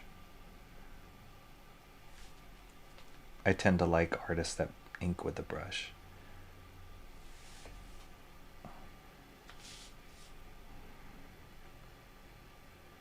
And also you can mix it up. I don't know if I'll mix it up necessarily on this Kirby piece, but my methodology is like whatever tool you need to use to get the line that you need, use that. Don't just say, oh, I'm only going to do it with brush.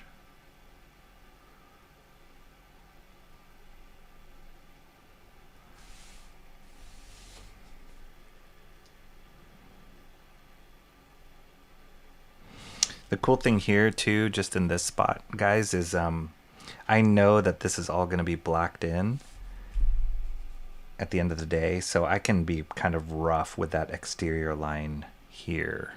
Actually, you can't see. Should I zoom in more?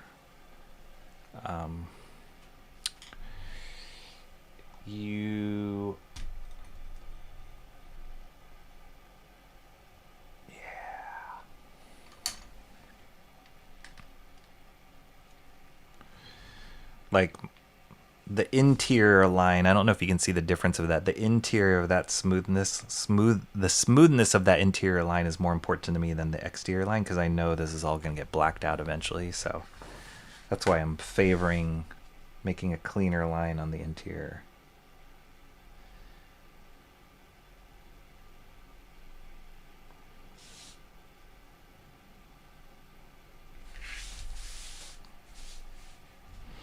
Wow, this is so exciting.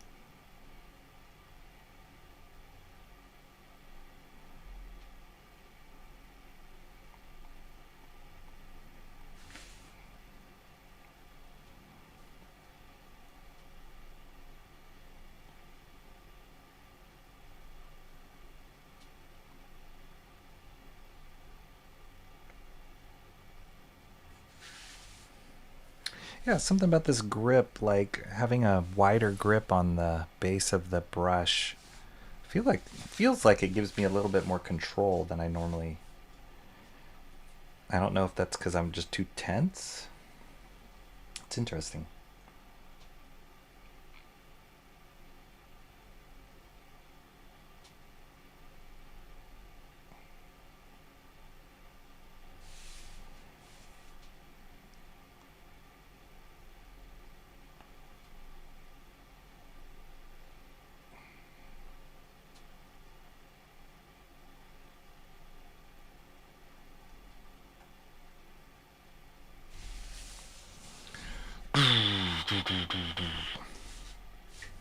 Pretty cool.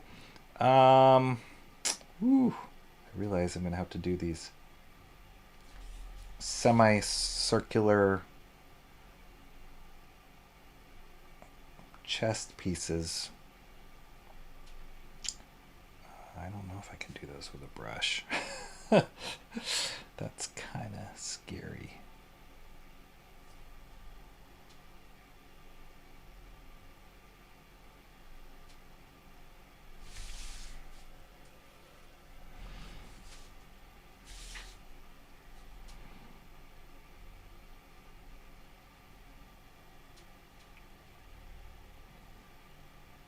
I really am curious. So one of the things I've shared on here, like this is the 10th master study I've done.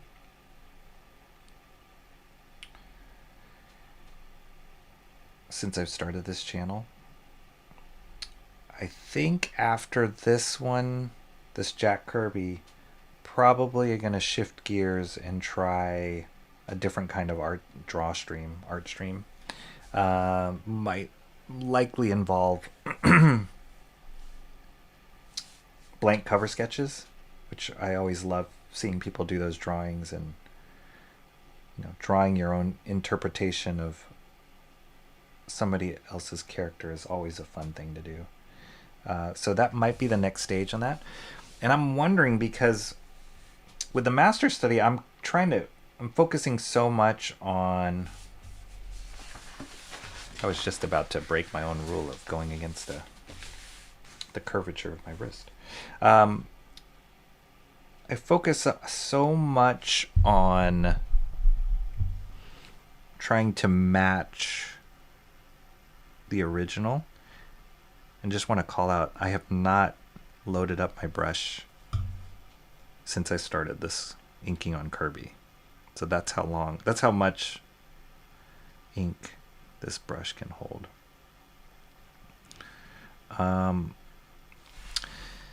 But yeah, I'm concentrating so much on trying to match whatever, the style, the look, the mark making that they do on these master studies, that these artists have done on these master studies, that I'm probably going slow-ish. So I'm really curious when I'd be inking, say doing this kind of inking on my own stuff, where I'm the originator of the line, and the way the line looks. I wonder if that would change how fast I'm going to be inking.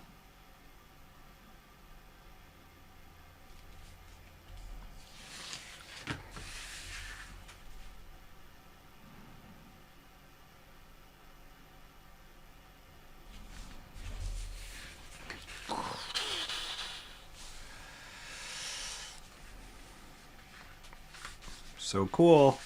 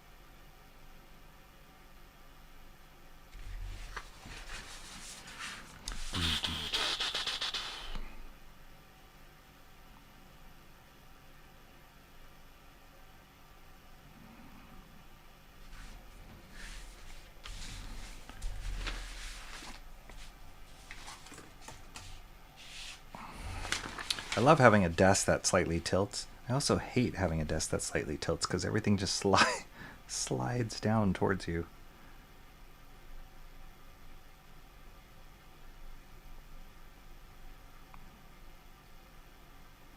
And again, I just want to call out to you guys, I have not reloaded my brush yet.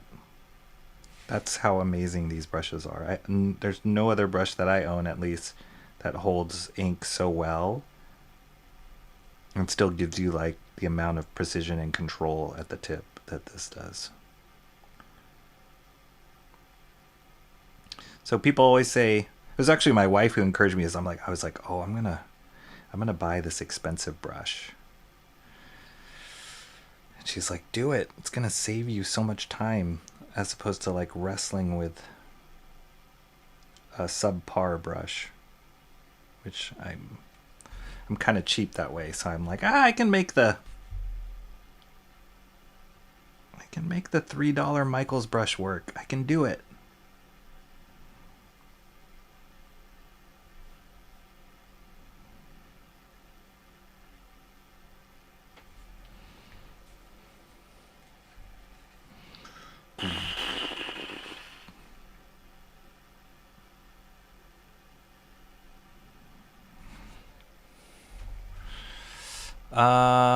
Okay. Mark dropped a link. Let's see what this is, Mark.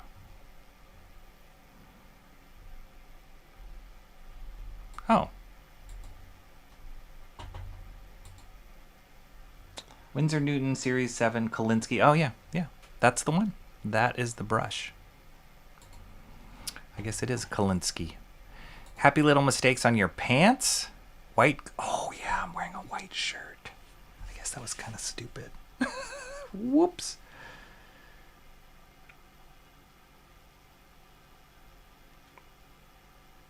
I mean, let's just hope and pray.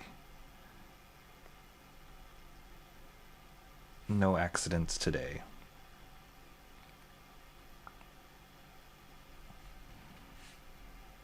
I will say the Winsor Newton ink has been good to me as far...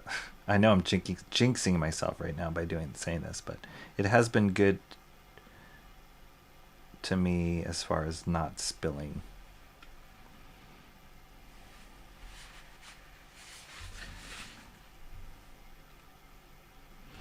You know what? I think I can do this. I think I can do this circle with this brush, but let me just get warmed up here on some easier areas.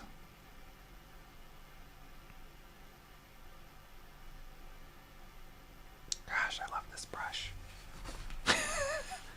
I really do. It's so nice. So if you ever get into comic inking on your own, anybody watching, it's worth the money to spend on this brush.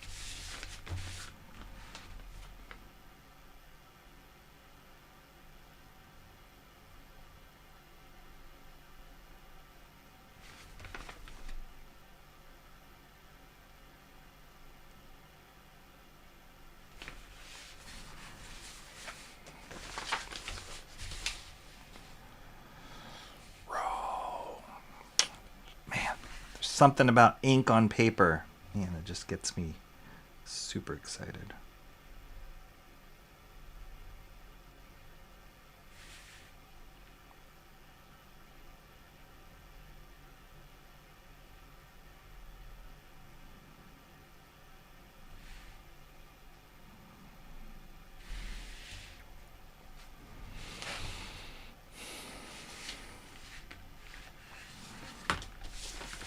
I should set a time. I guess it wouldn't be accurate. I was about to say I should set a timer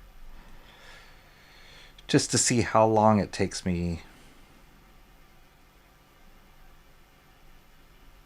before I have to reload the brush.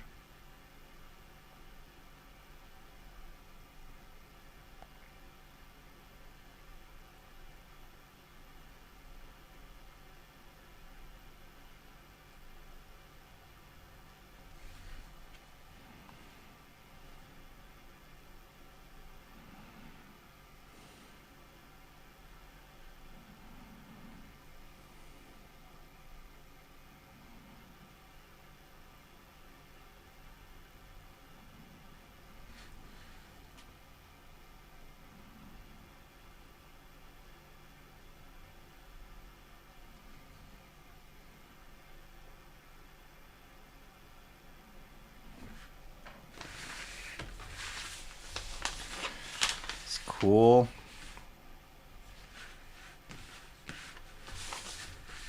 So I'm just rotating my page here because the curve of these muscles, these arm muscles, all kind of curve in this. I'm turning the page so that it's just the natural rotation of my wrist.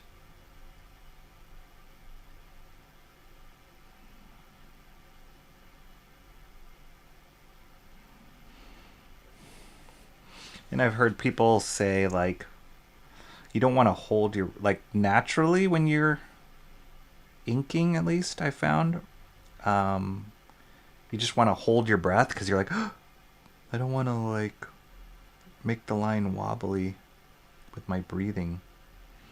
But I heard it's actually the opposite. When you hold your breath as you're drawing, you like tense up, and that tensing up is what causes you got to be relaxed to get a nice, like, clean, smooth line. So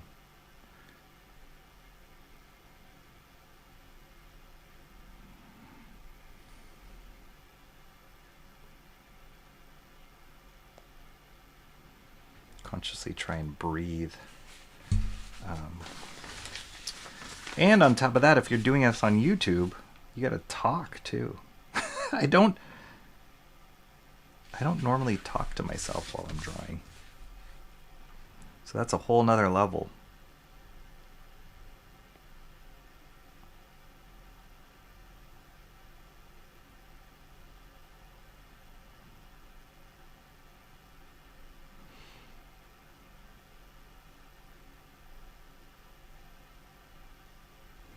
Okay, when I have to reload my brush, that's when I'll stop and look at the next comics.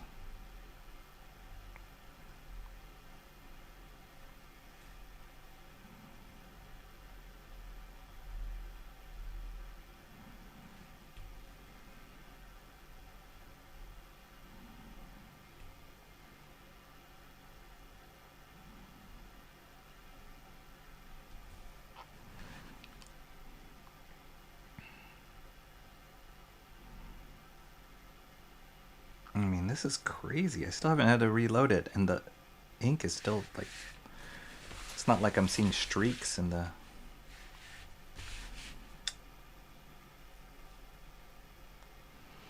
marks.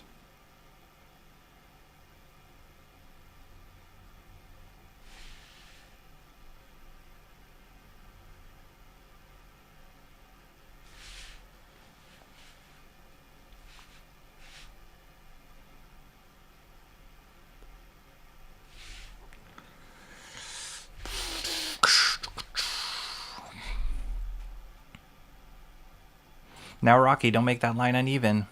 No pressure. Drawing with ink is like riding a bike without the training wheels, as they say. Yeah.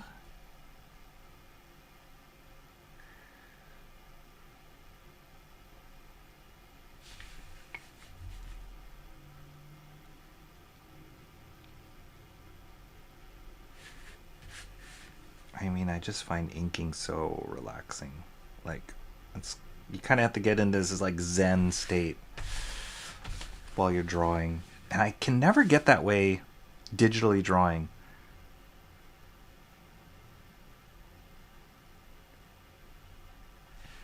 Digitally drawing, I always feel like I'm just like fumbling around with hotkeys and shortcuts and copying, pasting, and undo, and never get into this like relaxed state of creating art with digital tools.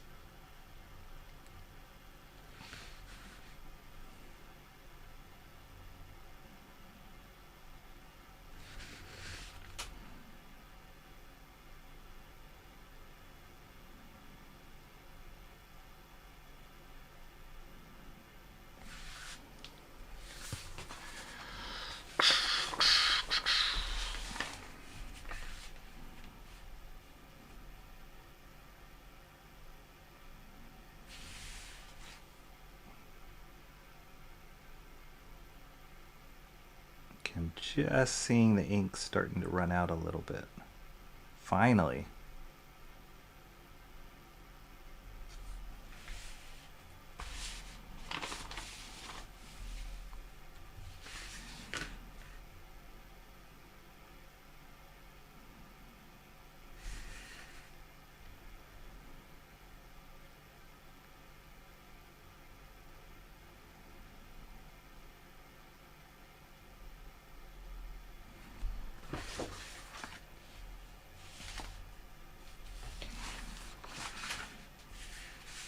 So again, I'm just rotating the paper just because the curve of this circle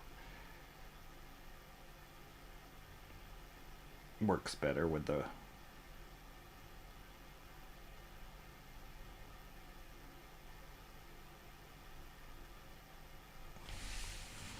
oh yeah, I think I can do that circle.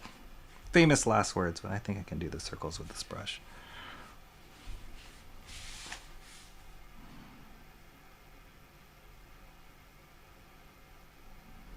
Ah, I just saw the first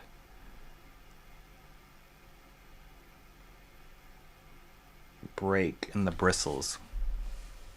So now, here, I'll just demonstrate for you guys. When I say the bristles break, see how it's kind of like this. It's not like a clean line anymore. It's like almost like a dry brush, and that's also a different technique you can use with inking.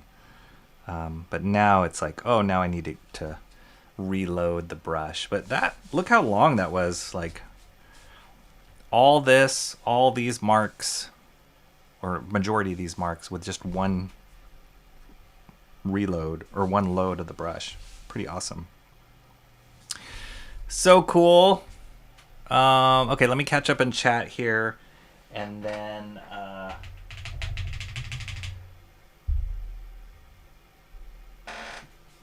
just have my water off screen here. I keep my water as far away from my desk as possible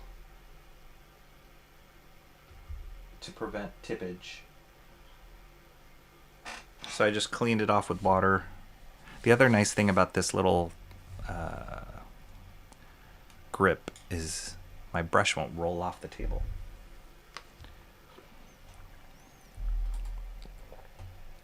Cranberry says, I've been looking at a lot of Japanese stationery of late. Saw some really sweet fountain pens. Yeah, same kind of discipline.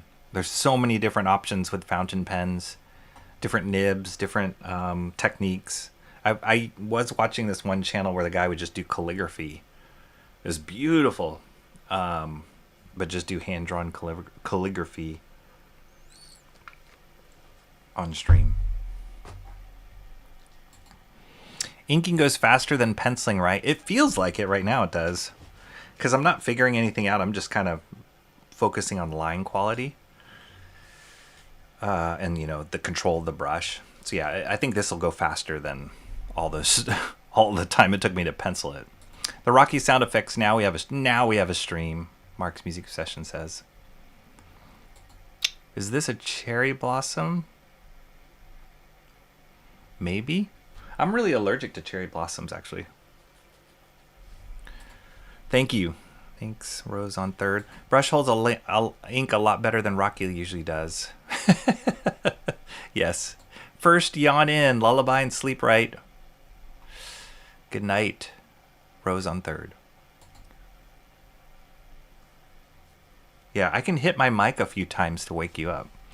Holding your breath while drawing is bad, according to Shanth. It is. Dang it, Rocky, your stream is giving me the urge to draw. Yes! I find singing to yourself or humming is good for drawing. Singing to yourself or humming? I don't like hearing myself sing. Unless I have music pumping in my ears. Well, usually we're the ones who bring up topics to keep the conversation going, but we all seem to be in quiet mode today. I should draw too, but I'm too tired from moving this week. Did you just move? Rose on third? Yeah, moving is exhausting. I find the inking more satisfying than the penciling.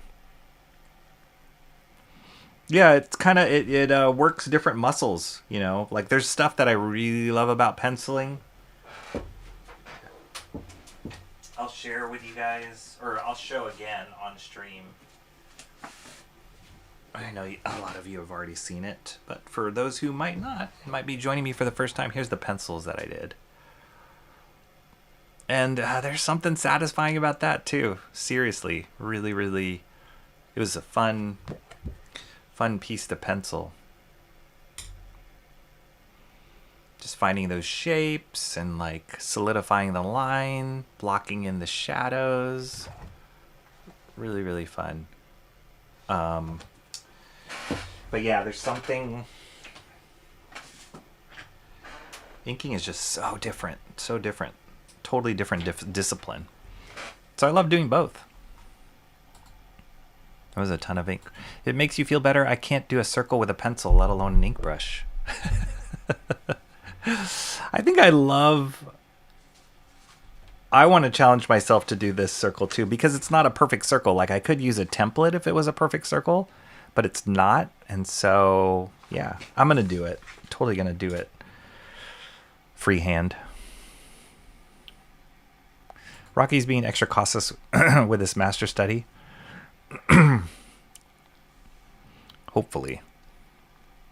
I'm drawing mushrooms, Timmy Mello says. Nice. I can hit my mic a few more times to wake you up. I'm hoping Mike isn't the name of a cat. No, it's not. Drawing mushrooms while working my weekend post. Nice. Why mushrooms, Timmy Mello? And your response should be, why not? Why not? Honestly, my art skills aren't as well off as I once thought, so if I did draw, it would just be me drawing lines as Rocky was doing it. That's awesome. That is awesome. Okay, let's look at... I approve all kinds of drawing, whatever the subject. Mushrooms, lines, whatever. Kirby. Okay, let's see. What can I look at next for comics?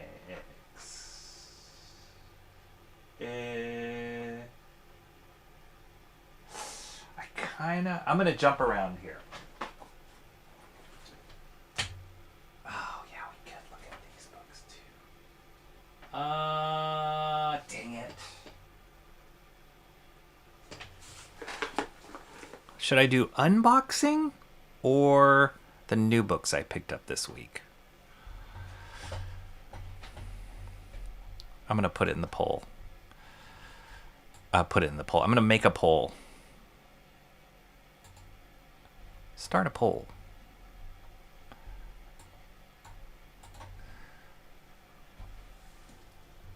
Unboxing. I'm just going to say, what next?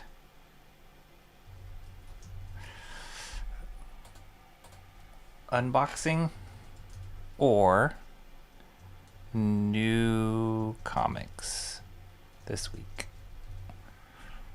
Okay, vote. I want to know. I have not unboxed something in a while, and I'm dying to open what... I mean, I know what's in there, but I'm dying to look at them because I've saved it for stream.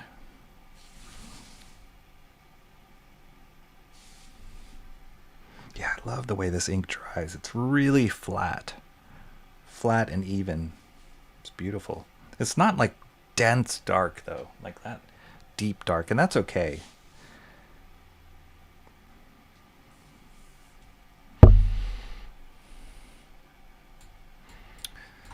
Let's see.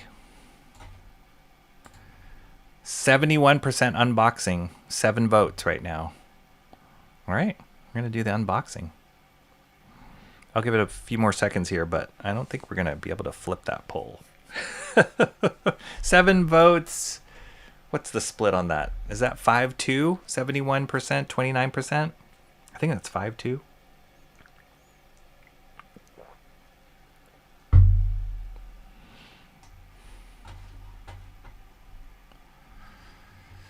Timmy Mello says, why not? It's a practice exercise. That's what I'm saying.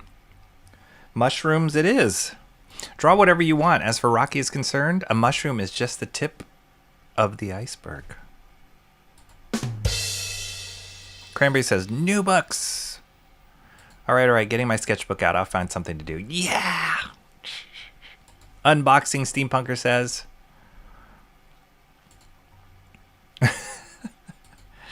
We can't have a tie for everything. Okay, 71% says unboxing. Let's do it. I think that's the key. I gotta do them quick. Make them quick polls. You guys are so calculative and crafty. If I give you time, you'll find a way to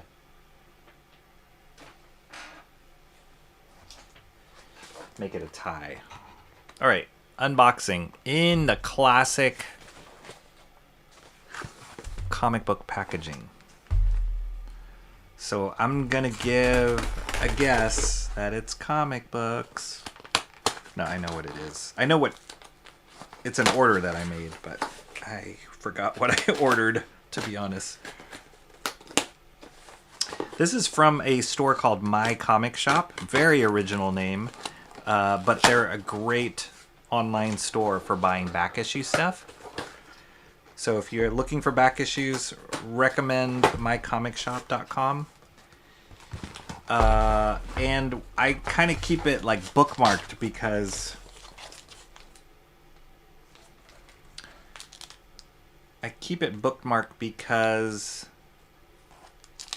sometimes I love finding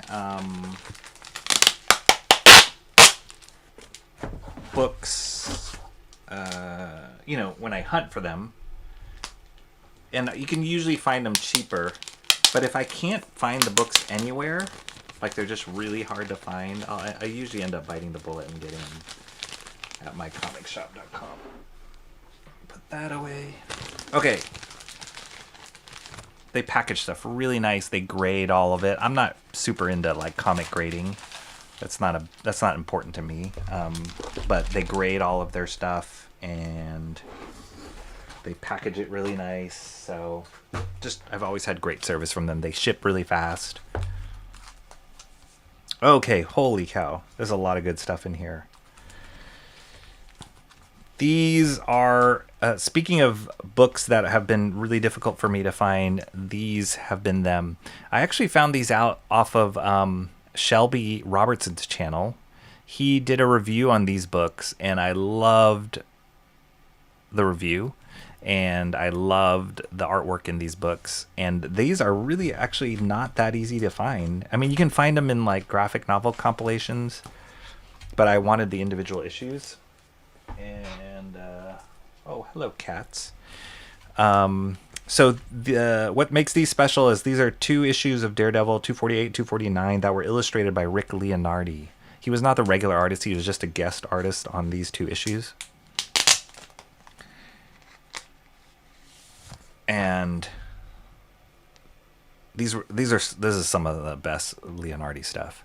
Rick Leonardi is known for, he did a lot of stuff on X-Men, kind of fill-in issues, X Factor, a lot of the X-Book stuff, which is how I discovered his artwork. He worked on Cloak and Dagger. He designed and kicked off Spider-Man 2099, if I'm not mistaken. He's worked on everything, really. And he's just a phenomenal artist. He's got a very unique style. But I loved, there's something about, when I saw this on Shelby's channel, there's just something about this that was like peak Leonardi for me. Beautiful, beautiful Daredevil pose. The inker on this was, speaking of inks, was Al Williamson. It's a great inker. Really nice, clean line. And it's funny, just coming off of just having slung some ink on that page, I'm immediately looking at these brush strokes and going, wow, look at that. Look at that stroke. You know, it's like we're just practicing it here, and like, look how beautiful that is there. You wouldn't notice that when you're reading the book. You look at this from an original art perspective, and you totally appreciate it more when you're doing it yourself. But yeah, the cool thing about these two issues is Wolverine guest stars in them. So to have Leonardi drawing Daredevil and then inserting Wolverine into that with his Leonardi flair and style is awesome. That's just great posing, really dynamic stuff. He had just a set style. I didn't really... there's not other people out there that are like, oh yeah, Leonardi draws like X or Y or whatever. Like, Leonardi is kind of in a style of his own, in my opinion.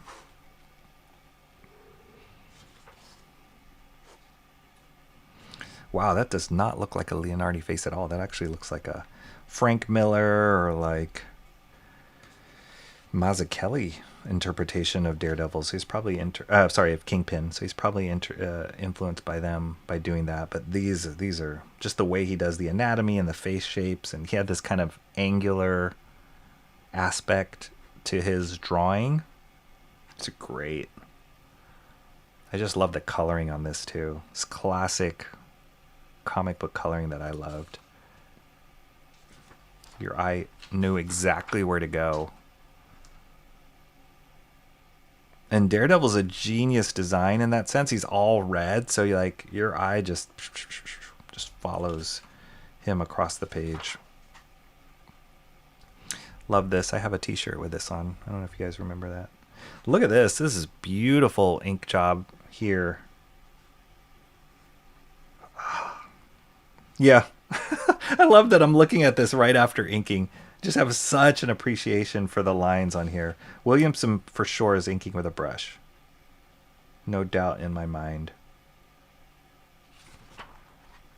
Just a flowy, organic quality.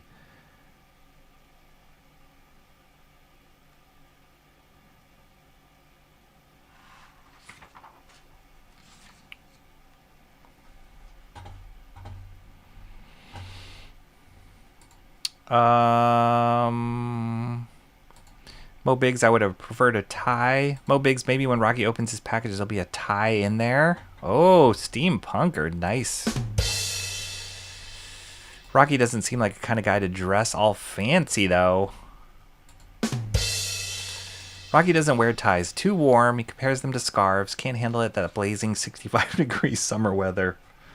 Yeah, I'm not a tie guy. I don't like ties. I have a problem tying ties. I always have to get other people to help me out. I don't know if I should have admitted that. Look at this Wolverine. This is awesome.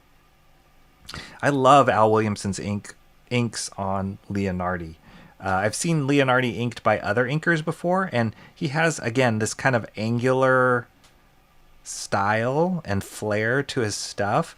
But I feel like with Williamson inking on top of it, Williamson has more of like a traditional organic brush line. It like softens it a little bit, but it's still really solid. It's great. Oh, bent. Dang. There goes the grading. No, I don't really care.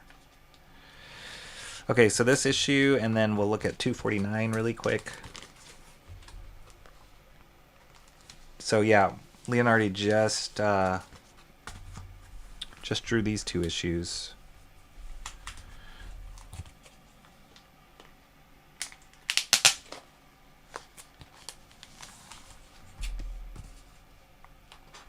Wow, that's so cool.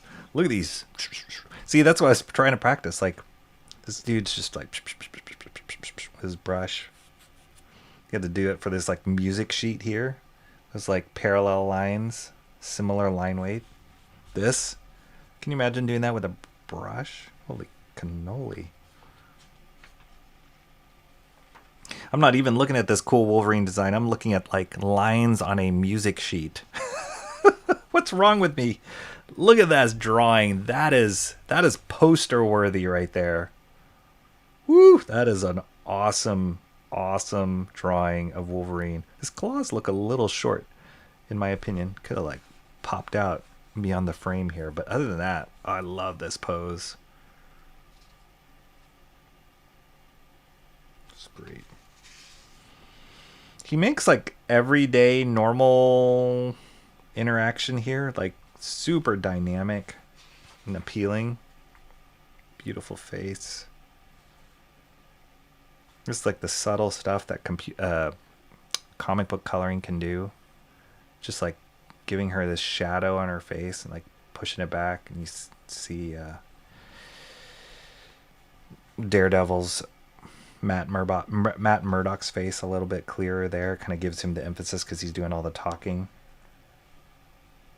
If this was computer colored today, it'd be like rendered. You'd see her cheekbones, and you don't need that.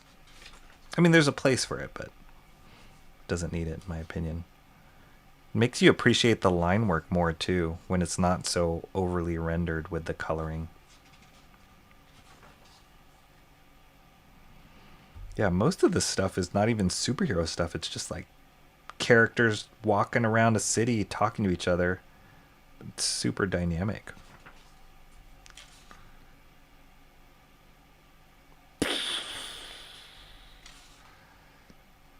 What's going on here?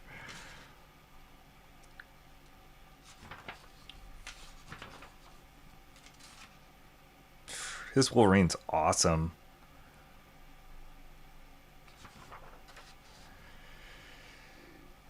Ooh, controversial. So he's been drawing the Wolverine's blades like the katana blades, kind of this like a blade edge with an edge to it. But then right here he made them more like claw blades. But he did this like more of like a blade. So interesting.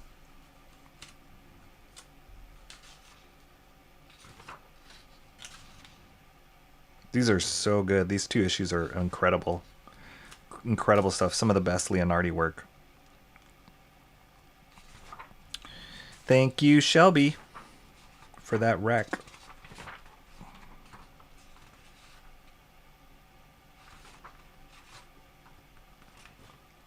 Cool.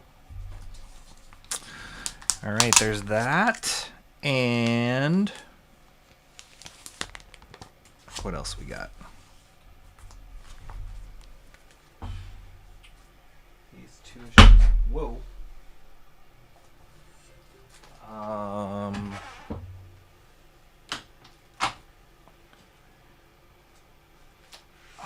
Yes. Whoa. I just heard something fall. Oh. This is Mike Zeck was my very first master study on this channel. And so this is a series that he did, Captain America and Deathlock, drawn by Mike Zeck, inked by John Beatty in one graphic novel. This one was published in 1983. Oh my gosh. It's funny, I always think of like the 90s. The 90s is like the era that like connected with me in comics. But some of my some of the more favorite ones I'm realizing as I got older for me were like in the 80s. Look at that. Look at that ink job. Beautiful. I love John Beatty's inks. I've talked about him a number of times on my channel, and he's inked a number of the master studies that I've been copying were inked by John Beatty, the Michael Golden one and the Mike Zeck one, obviously. Yeah, great inker. And Mike Zeck is one of my all-time favorite comic artists. Just dynamic action anatomy. Most famous for doing some incredible G.I. Joe stuff Mike Zeck did, as well as Spider-Man Kraven's Hunt. He was the artist on that one. Punisher. Yeah, I love Mike Zeck. Secret Wars.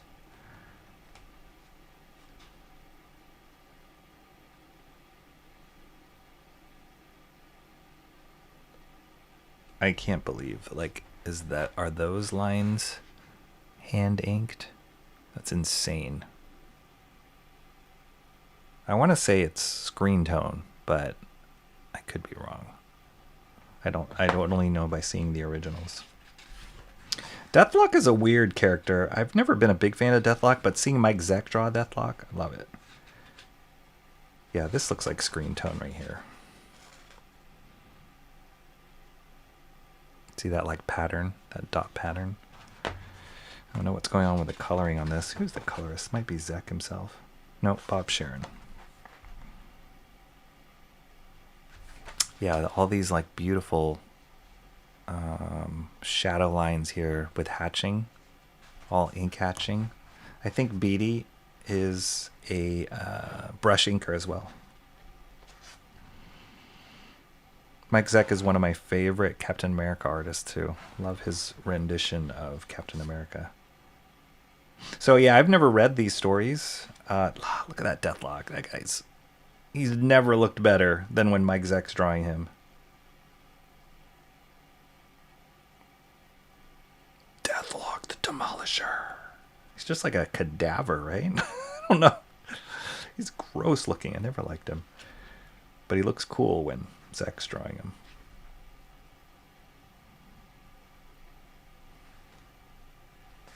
Like this stuff, picking these colors. This is the kind of computer, I keep saying it. This is the kind of comic coloring that you don't get these days. And it was, I mean, they had limited palettes. That's why they were doing the most with what limited they have. But it was just made for some cool coloring choices. It's great. This is so cool.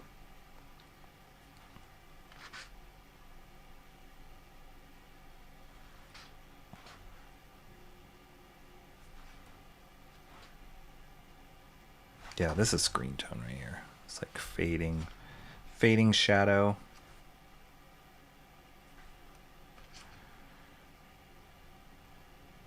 This guy's weird. Weird lips. Cool. Classic Mike Zeck stuff. I do like the Leonardi stuff better than this, though. Hate to death. Look at that cover. That's a cover I remember as a kid. That's a cover I remember as a kid. Mike Zeck loves drawing. He's done this a number of times. He's done this with Punisher. He's done this with in G.I. Joe. Characters pointing guns at screen foreshortened. But he does it so well.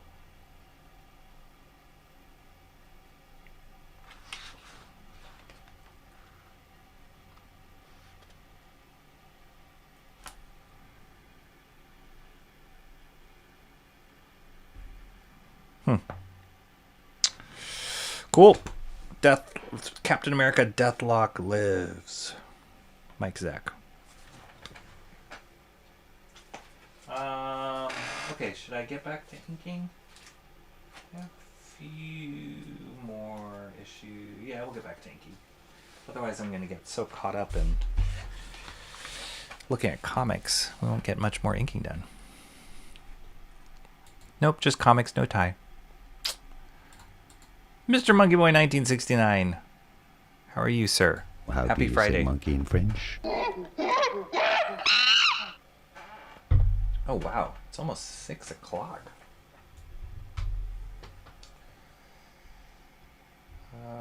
Let me just check something really here. Okay. We are okay. Pick up Bancroft's The Lucent Comics shipping now, Mobig says. Wow. Of all your shenanigans with Bancroft, how nice of you to post a link to his book. Yes, do go pick up The Lucent Comics. Michael Bancroft puts a lot of work into his books.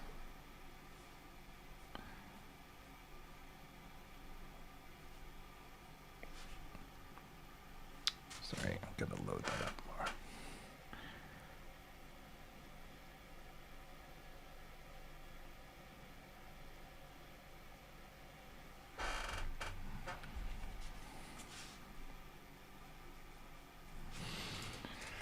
Okay, yeah, I always like to keep this a scrap piece of paper just to, when I first load the brush, like to get some ink out and then help get the brush back to a point.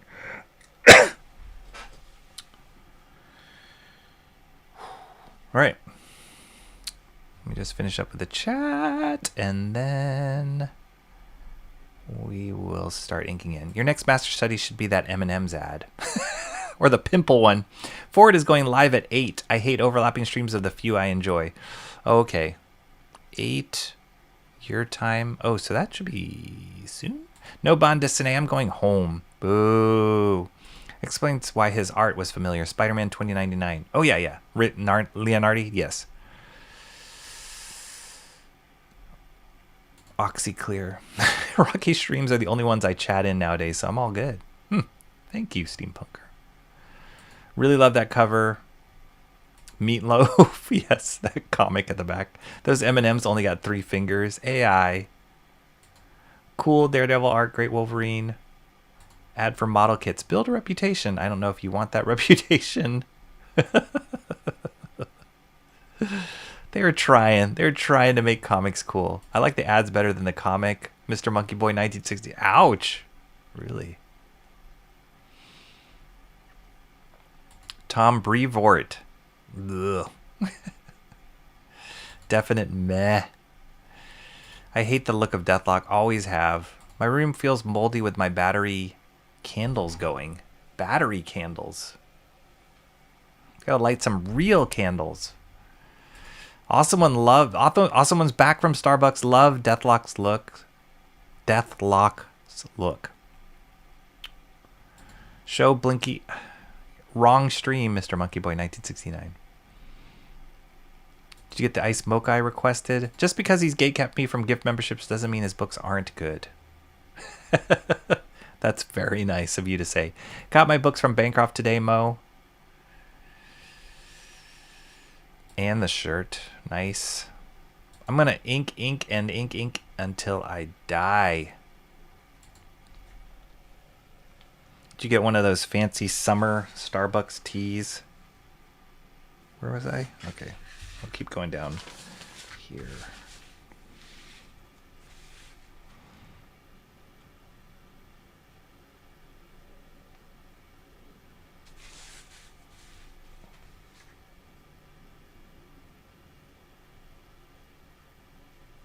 Next break, I'll show you guys the new books I picked up this week. There's some cool ones in there.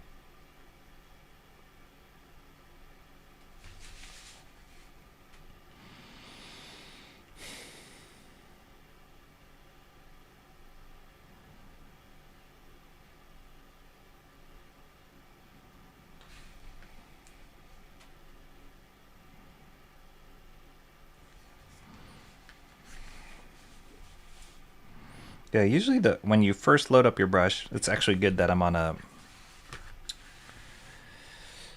area here that requires more ink. But usually when you load up your brush,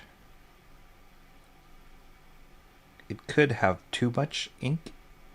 You know, it has the most capacity ink at the beginning. And sometimes it's harder to get it's harder to control that because sometimes it'll flow out too much, or it's hard to get like a thin line. So I like to avoid anything that's like super delicate when I first load up the brush. So I'll hit like these areas that have a lot of black where I can expend some of that ink. And then as it starts tapering out, then I can go to those areas.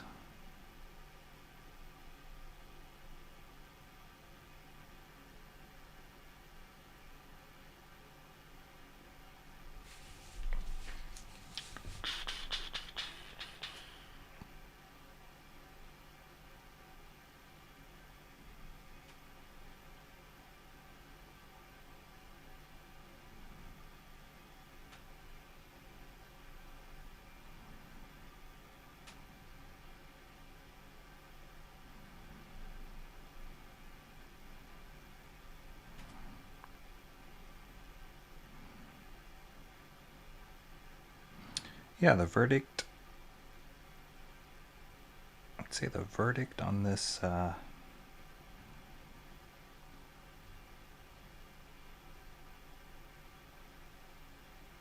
grip is,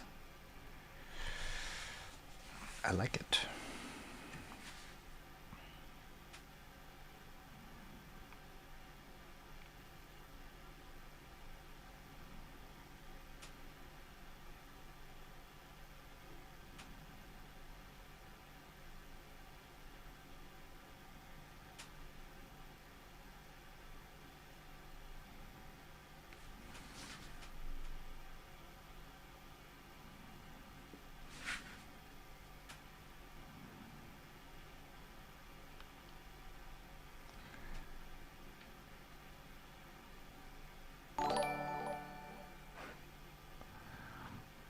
Awesome one gifted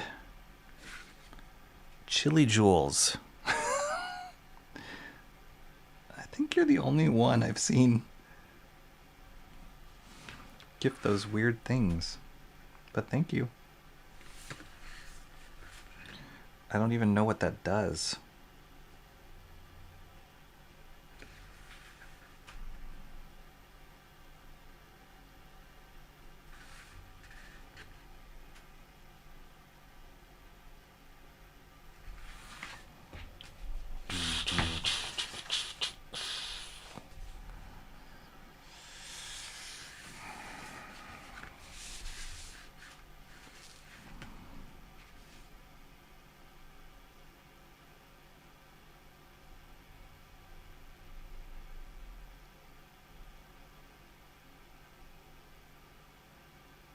Oh, that was so satisfying. It was so nice to do that in one stroke. It's like thin, thin, thin, then I just pushed a little bit, got a little thicker.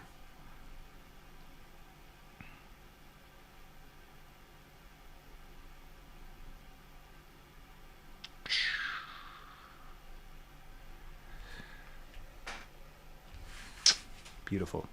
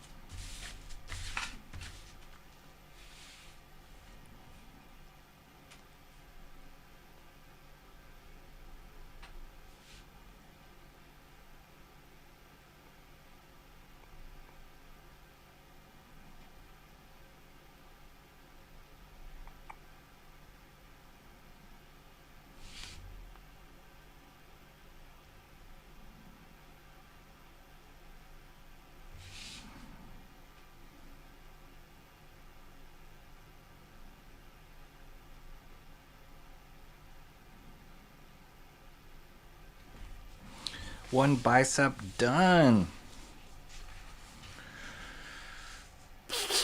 All these like squiggly things and like the, yeah, like these kind of squiggle hatch marks. Very classic Kirby. If you look at his artwork, does that a lot.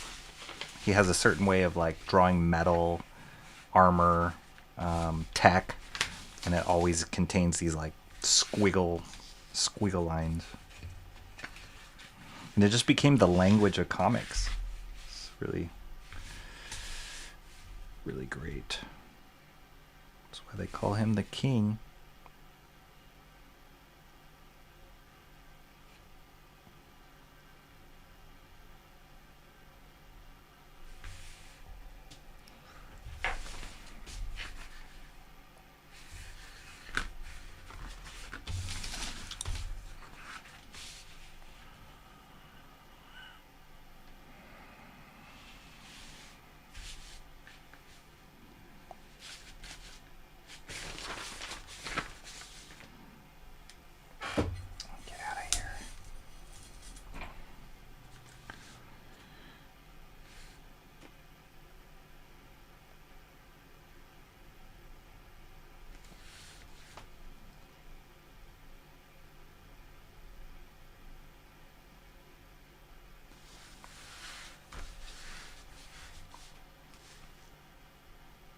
One thing I've done too, like I did this yesterday when I was working on some stuff, like,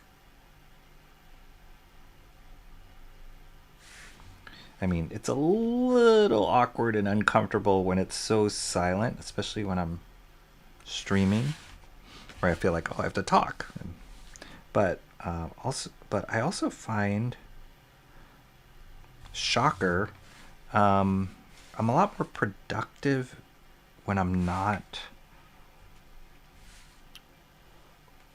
distracted by it when I'm working. Like sometimes I like to work, you'll watch whatever, other YouTube videos or TV shows or streams. I am the kind of person that I get distracted by especially like watching things. I get distracted. It's hard for me to work and watch at the same time because I'm always like wanting to watch whatever it is playing. So depending on what the stream is or what the show is, if it's something that's engaging, it's hard for me to work because I'll just sit there and focus and I won't get anything done.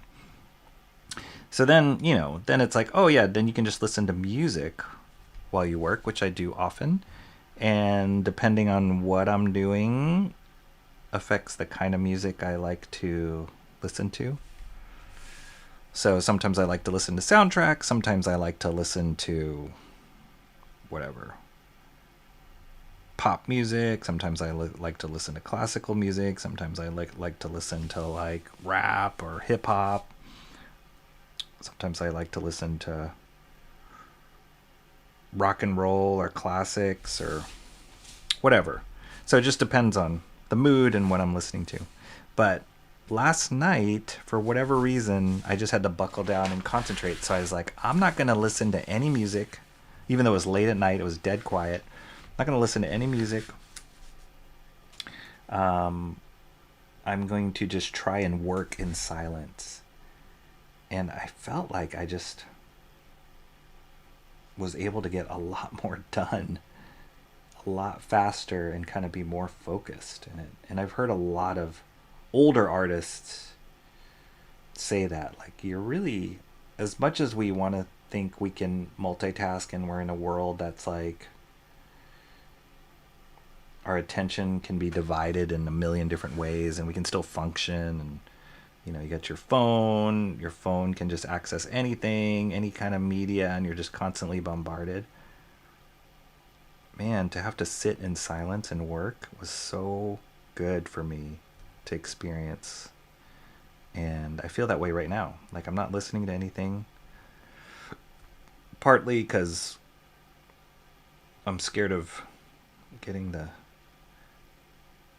copyright strikes, which I haven't had good luck with recently on this channel.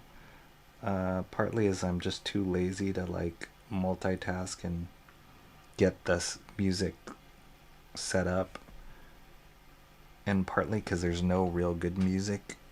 It's all the like canned YouTube music that's not that great. But yeah, just feel like I'm able to concentrate as I'm doing this right now, which is super freeing. Boom! Look at that arm. Boo to the boo. Alright, I feel like I've hit a point where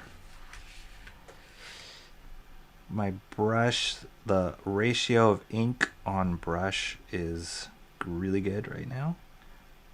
My ink tip is on point, no pun intended, or pun intended. So I'm hitting this circle.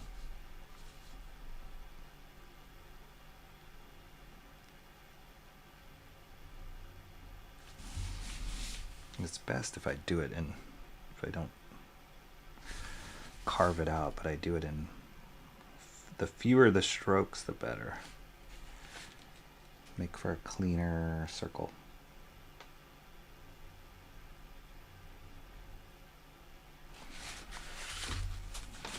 Boom.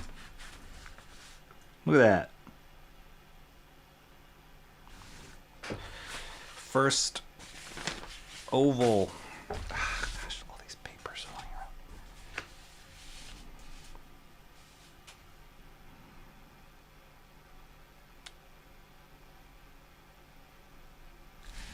Just clean that curve up a little bit.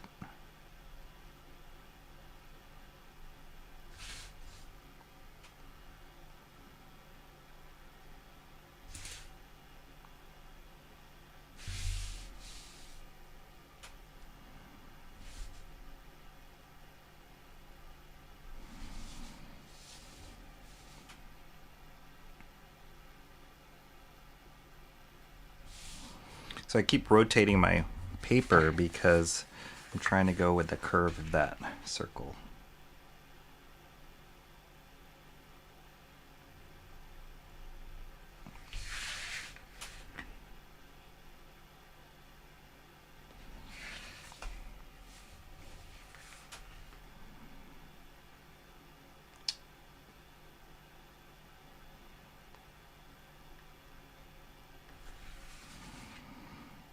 That's not too bad. It's a little thick in some places, but not too bad.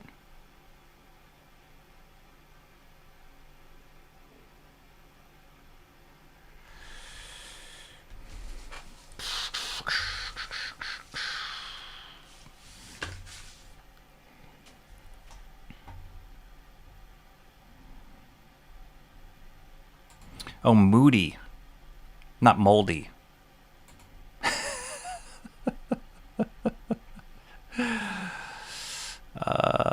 Don't tell Buncraft I haven't bought his new book yet. Shh. Steampunker found her sketchbook. Nice. Yeah, he might be. Dog vomit puppuccino. Oh boy. Time to draw shapes and lines. Do it. Do it.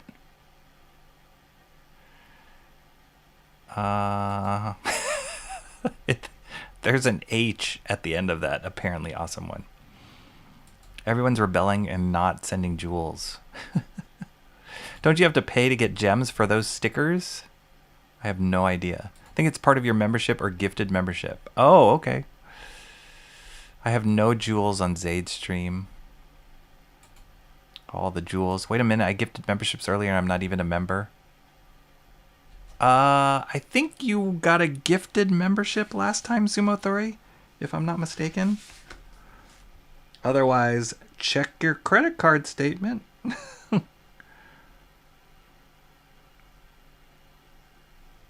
I was talking too much. My brush got a little dry.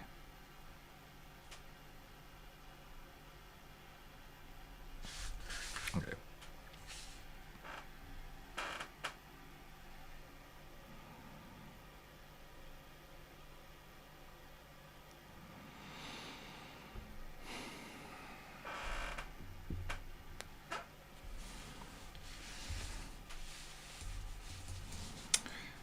I should move my stupid keyboard.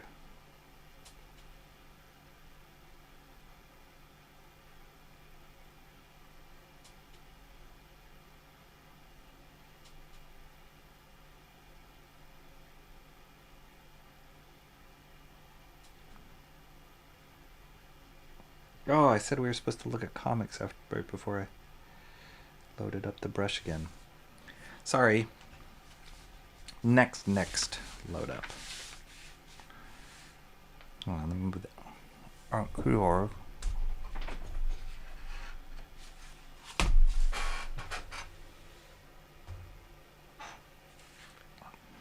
not typing anything anyway.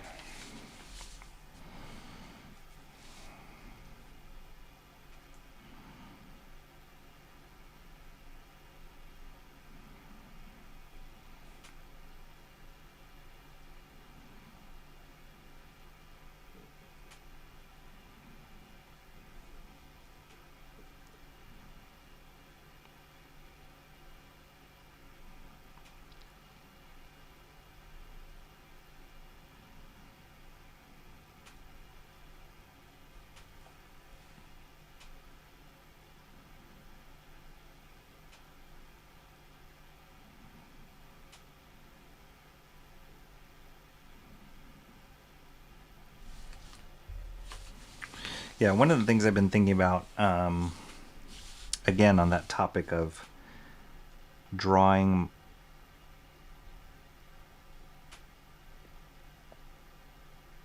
on stream if I'm drawing more original stuff moving forward,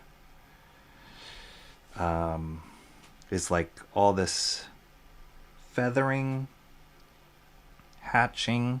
Like I'm just trying to replicate what each one of these artists and the inkers are doing in a particular piece. But when I have to do it for myself, it's like you have to make those decisions of the feathering and where do you put hatch marks, and it's a whole art to that.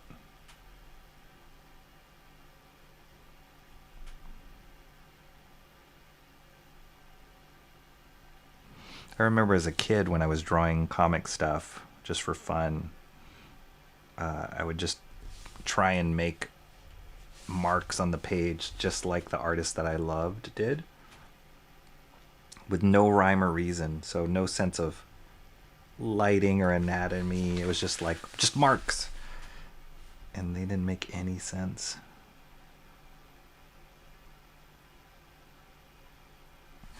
Then when you realize, oh no, there is a rhyme or reason of why.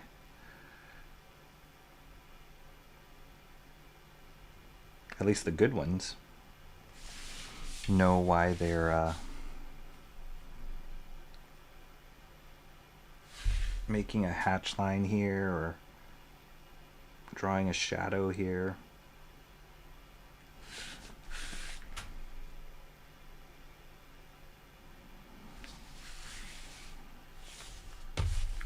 Oops.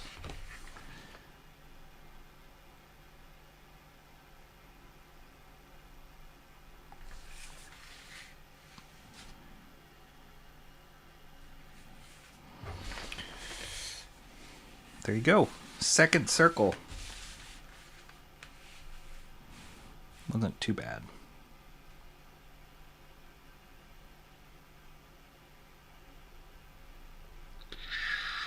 Oh, it's so satisfying. Go to thin to thick.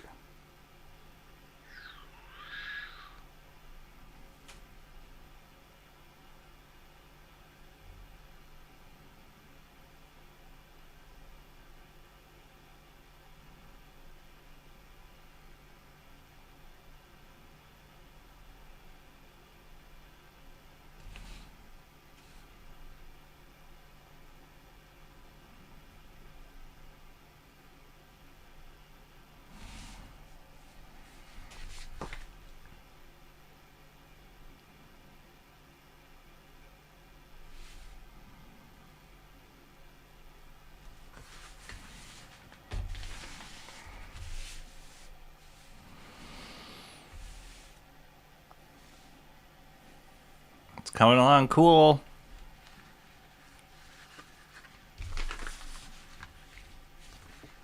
Whoops.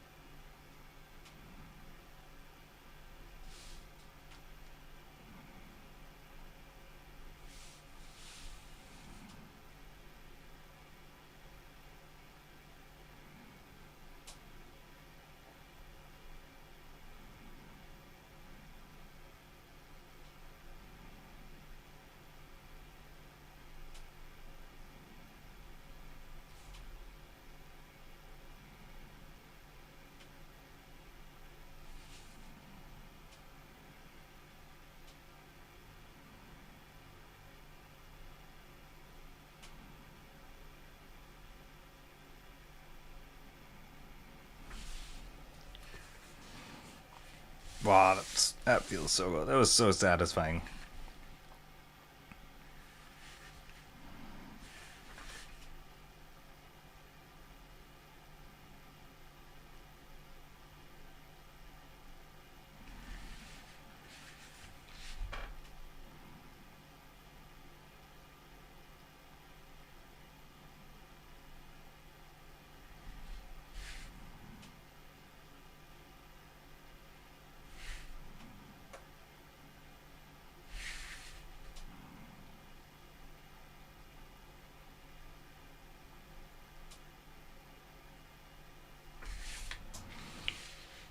Boom.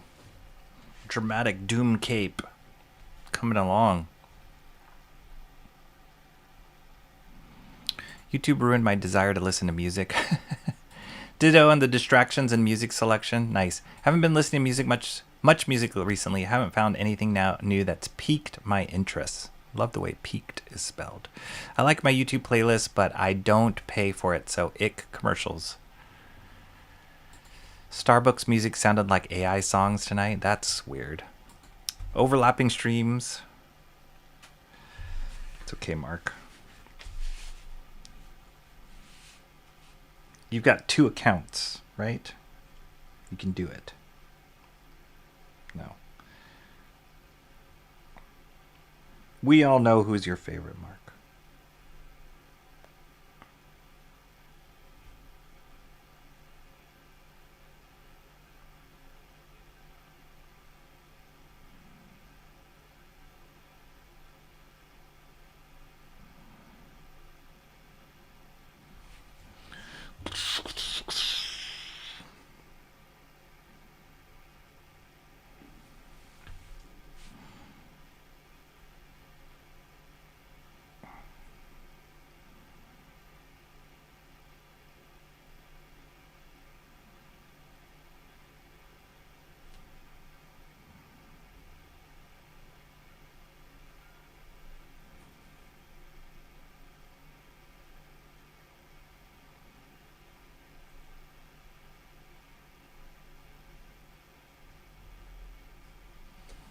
Man, the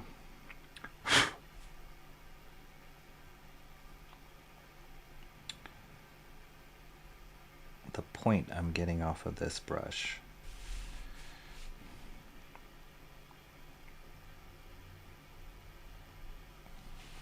is really killer.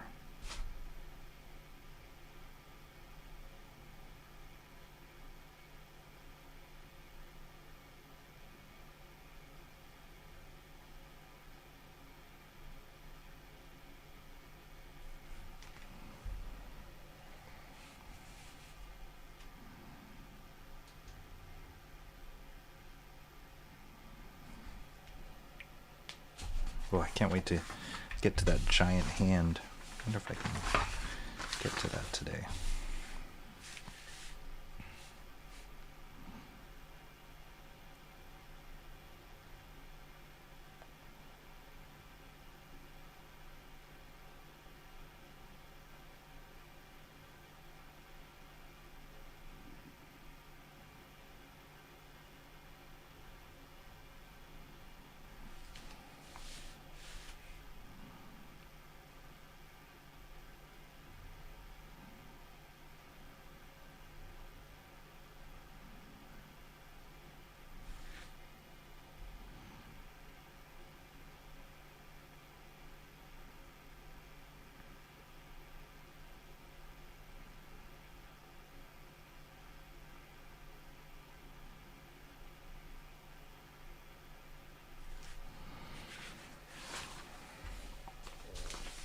Whew.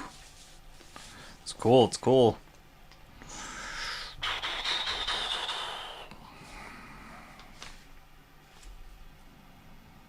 You can go a little bigger on that circle.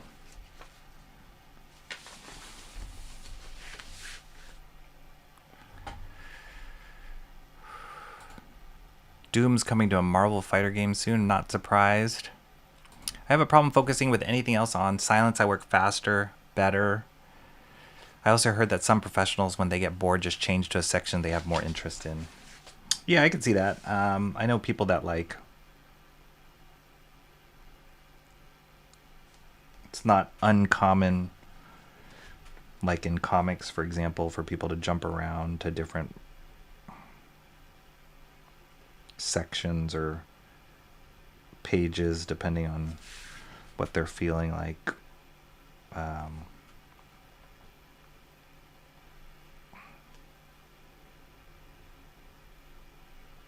I do that all the time on drawings, on storyboards. Just gotta, unfortunately,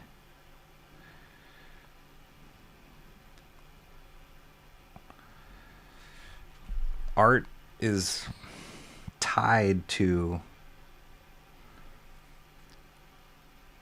your emotions and your soul and how you feel. And so sometimes you're just not feeling it. You're just not feeling it. And other times when it's flowing, it's just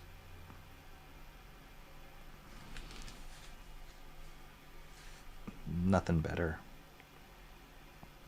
So that's when you get like super late nights, because it's like you don't want to get off the wave that's flowing because you don't know when it's going to come back.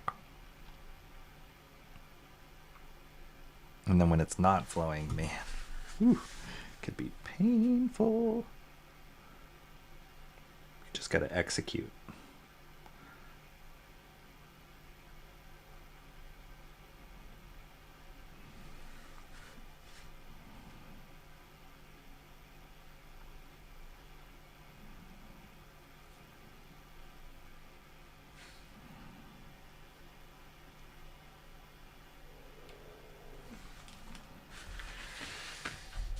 Cool, cool, cool. Look at that cape coming along. Kirby.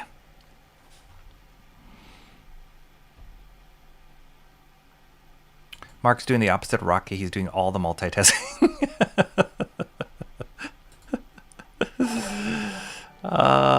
More chili jewels from Awesome One. Great oval, Rocky. Thank you. That means so much. It's not every day somebody says great oval.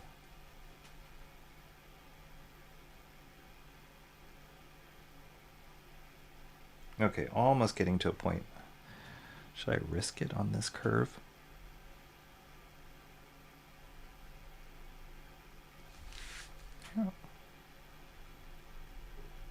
Yeah. My brush was like, no, I still got ink. Don't give up on me yet.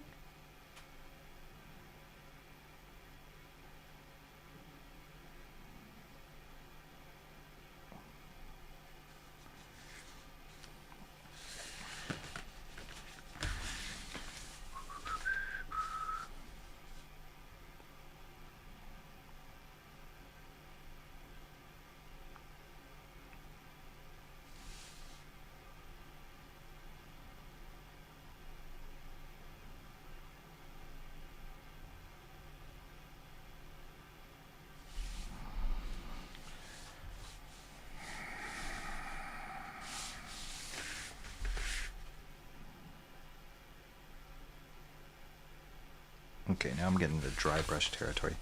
All right, cool. Clean that off.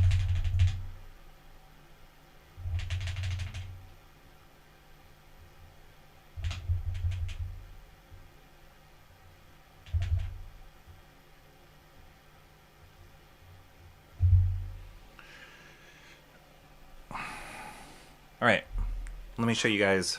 Let me just let it dry for a second. Let me show you guys the books I picked up this week.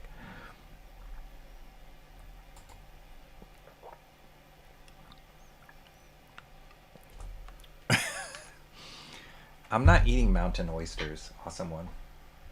That sounds disgusting.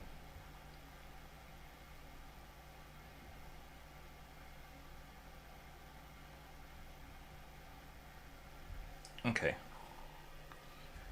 Here. Just double checking my messages here. Okay. How cool is that, guys? Oh, man.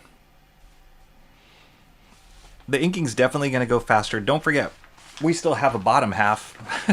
We still have this, which arguably has more ink work on it than this top part. But anyway, we're making great progress here. Let's look at some more comics. Talk about multitasking. All right, we did this. Boom. These. Oh yeah, I was gonna look at the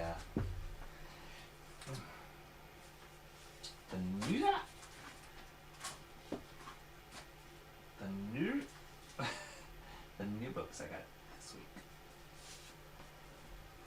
I got 3 books. one. Boom. New issue of Comics the Magazine came out. Number 4.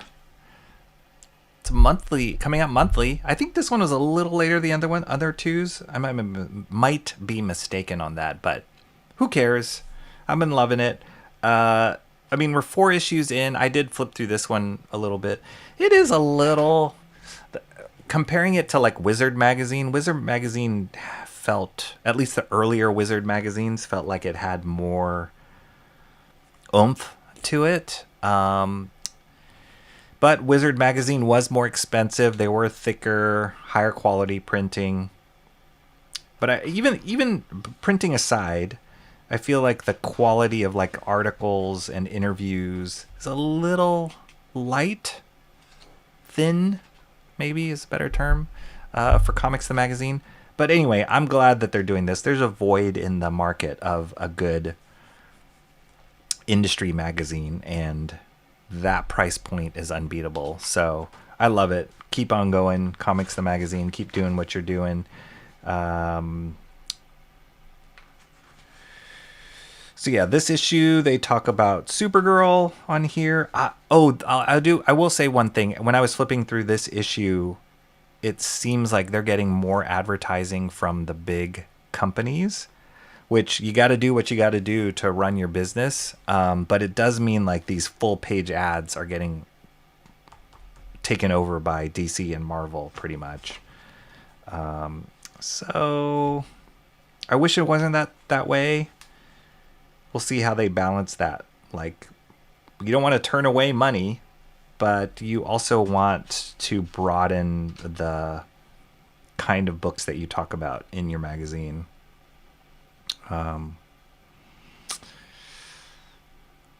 Anyway, there's a book here called Kyle Starks. This is Lobo. You guys have seen a couple issues that I've shown on stream of the new Lobo. Jorge Corona is the artist on Lobo, and I thought he's been great, but he's actually, I don't know if he's temporarily jumping off or moving on. They got a new artist coming in for the next issue, or the most recent issue of Lobo. I think it's Riley Rossmo, who was the artist on The Moon is Following Us, Daniel Warren Johnson's book. See, it's like this stuff. This is like total ad from DC for Absolute Green Arrow. So it's taking up a lot of their book. This is 3 full pages. This is cool. This is one of my favorite sections of Comics the Magazine is their they call them the Dollar Bin Kings. These 2 guys, Tony Fleeks and Tim Seeley, and they talk about books they found in their dollar bin, or maybe not, definitely not current books, more like back issue kind of stuff. They focus on Mike Mignola's Dracula movie adaptation, which is incredible. It made me actually want to hunt for the black and white version of it. I have the colored version of this. Look at that incredible Mike Mignola cover. Hello? Oh, did I lose my... Sorry, lost my headphones for a second there. But look at this incredible Mignola stuff. Like, movie adaptations are funny. Most of the time they kind of suck. This probably is better than the movie itself. Really cool Mike Mignola work. I believe this was done before Hellboy too. So, and then I love that this one includes some of the pencils in the back. And I think it was released a couple times. It was released by IDW, and then I think it was released by Dark Horse at one point. And I think one of them released it black and white. I don't know. It's all over the map. This is a new book coming out called Operation Iron Coffin. The artist, Tyrell Cannon. Great name. He's kind of an up-and-coming artist. I was exposed to his stuff actually on YouTube. He has a YouTube channel, and he'll do like live stream drawing of his stuff. Really good stuff. He uses screen tones too. So yeah, he's the artist on this book. I'll be probably picking up issue 1 whenever it comes out in July. See all this ads? More ads now than this ads, than books, than content. This is drawn by Jay Lee. I don't think it's come out yet. I haven't seen it on the rack yet, so I'm interested in that just because it's Jay Lee. Looks like a monster racing. I mean, it's called M1 Monster Racing League, so it's kind of cool. More ads. More ads, more ads. See, it's like all these big full-page ads. Here's the funny section, the top 10 cover artists. I still don't agree with however they are coming up with these rankings. One of the reason is, why is Mike Spicer under the interior art? I mean, I guess he's technically an interior artist, but Mike Spicer is a colorist. He colors Daniel Warren Johnson stuff. So maybe, I feel like maybe this should be split into top 10 colorists, top 10. To put him in the same category as half of these guys, Dan Mora, Ed McGuinness, Nick Dragotta, is really weird to me. Similar here, top 10 cover artist Brad Anderson, who you guys know how much I love Brad Anderson's colors, but for him to be in the same category as like Nick Dragotta, Dan Panosian, it's really weird. And they still don't have Jeff Johns in top 10 writers, which is outrageous. Makes me question everything. How can Al Ewing be in top 10 writers and not Jeff Johns? I don't know. I don't get it. More full page ad. This is a weird layout. Kind of cool thing here. I love that they do this. This is what's coming out from your pull box. That's neat. More ads. So yeah, there's a lot of ads in this one. More so, I feel like, than the previous issues, and again, probably because they're just kind of hitting their stride and getting their business model in play. So I'd like to see that a little bit more balanced for this magazine. But this one came out. This one's been a little late, but one of my favorites. Speaking of Jeff Johns, Rook Exodus number 10 came out this week. Jason Fabok is the artist. Brad Anderson, colorist. Nominated for top 10 cover artist in Comics the Magazine. But yeah, this is such a cool book. I feel like it's probably late because of the art. My guess is it's just taking a long time to draw this stuff because it's highly detailed and really complicated, but amazing. Love this great imagery. So this character Stag, they're kind of going more into his backstory. This has got to be referenced from Star Wars right here. I love this so much.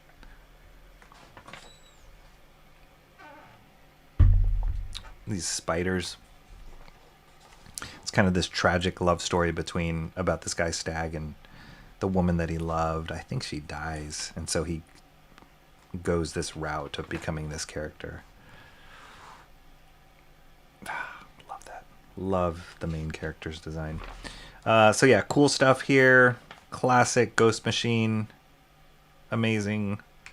Great world. Great designs. Great colors. Great art. This stuff. It's great. It's like he does the action pieces, set pieces, all that so well, but then he does these really nice dramatic moments, character acting moments. Not a lot of dialogue. It's beautiful though. This is father-daughter kind of moment.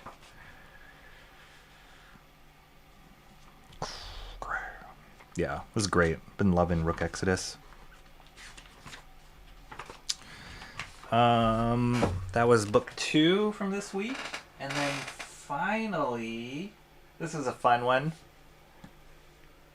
Let's see. Let me catch up here. Catch up on some chat. Always check your statement. I'm not sure holding your ink brush with your mouth is a good way of preventing ink from getting on your page. That's right. That's right. Good thing I didn't sneeze. Johnny Erickson Tada? How do we get on that subject? Johnny Erickson Tada is an artist. She's also a paraplegic, I believe. This is still going? As far as I'm concerned, it's just starting, Emo Trash, because you just got here. You just got here. How are you doing? Good to see you. Thank you for coming. Emo ran a marathon. Still, Rocky is drawing.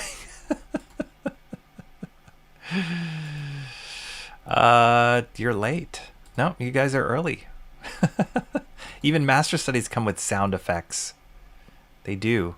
Johnny and Friends. Oh, her artwork. Oh, thanks for the link. Yes, I have a good friend of the family who she has. I don't even know what. I think she had like polio when she was young or whatever. Anyway, she's a huge admirer and fan of Johnny Erickson Tata. For those of you who don't know, she is a amazing quadriplegic. I think it's not even paraplegic, quadriplegic. Mark's Music Obsession gifted Stay Hydrated 550 joules. Thank you. Thank you for that. But that link that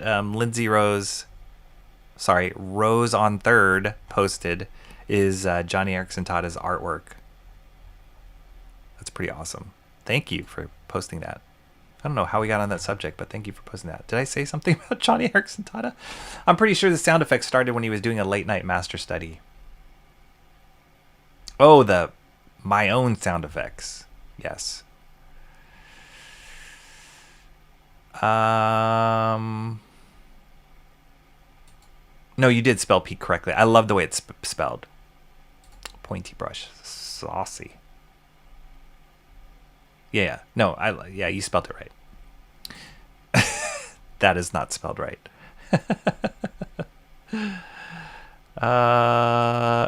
Be careful.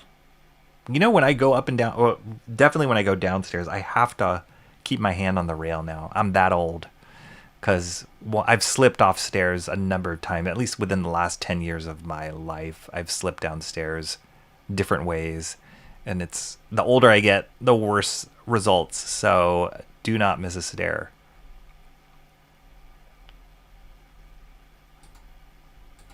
Even worse. You know what's the worst is you would have fallen down, that cat food would have gone spilling everywhere, and your cats would have totally like walked all over you to get to it. Can you drop a jello emoji? There we go. There's all the lime jello emojis. Thank you, Emo Trash. Yep. Ride the wave. Yep.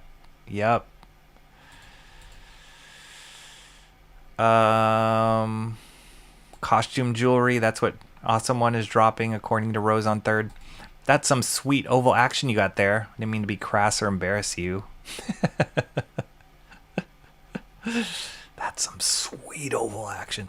So some places are serving up 186 grams of sugar in these dirty soda fad crazes.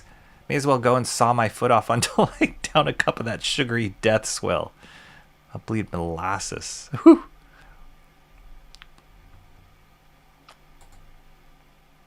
I did. Yes, way off to the side. Actually, I need to cover it too. This is a bedazzling stream. There's a ways of inking to go, definitely. The initial comics magazine was good. I liked it. Nice, Cranberry Landers. Cool cover to that issue of Comics the Magazine. I didn't even notice the cover. What is the cover? Oh, this is from Supergirl. Got it. It's a little Lobo tucked away in there.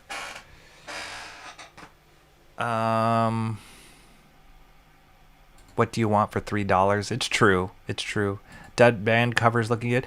I looked through it. I'm not a huge fan of that team. They did like Ice Cream Man, I think was a book they did recently, got a lot of acclaim for, and then they did a Superman story or a limited series. Now they're working on Dead Man.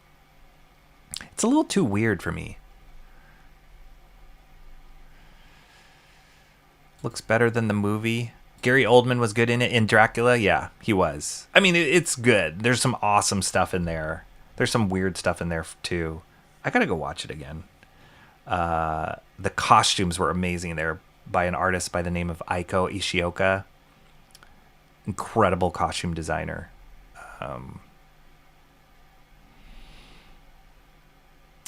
Takes very little for you to overthink anything. Are you talking about me? Probably true. Rocky with the marathon stream. Nice. Rook looks cool. Yes. Gorgeous. Even sound effects where no sound is happening. Where is Mo? He's here. Mo was here earlier. He's probably in Bancroft's stream. Johnny paints with her mouth. She does. Thank you. Yeah. She was a refugee, this friend of mine. And I think her parents didn't know enough, like, vaccinations or something. Something happened that was, like, missed when she was a child. And so it affects one of her legs. But anyway, she's become a huge fan of Johnny, just inspired by Johnny Erickson Tada because of it. She dived into a broker. Yes, that's right. Yes, you could become a paraplegic, quadriplegic by slipping downstairs. So be careful, everybody. I'm very notorious of wearing socks inside, and we have like hardwood floors, and we have stairs too. Not a good combo. Okay. Try and keep on top of it. Rose on third. It is. Yes. Yes. Busy trolling Bancroft, but hail. There you go. There you go. Connection made.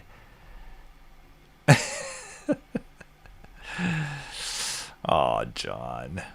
We always got to tip one out for John every stream.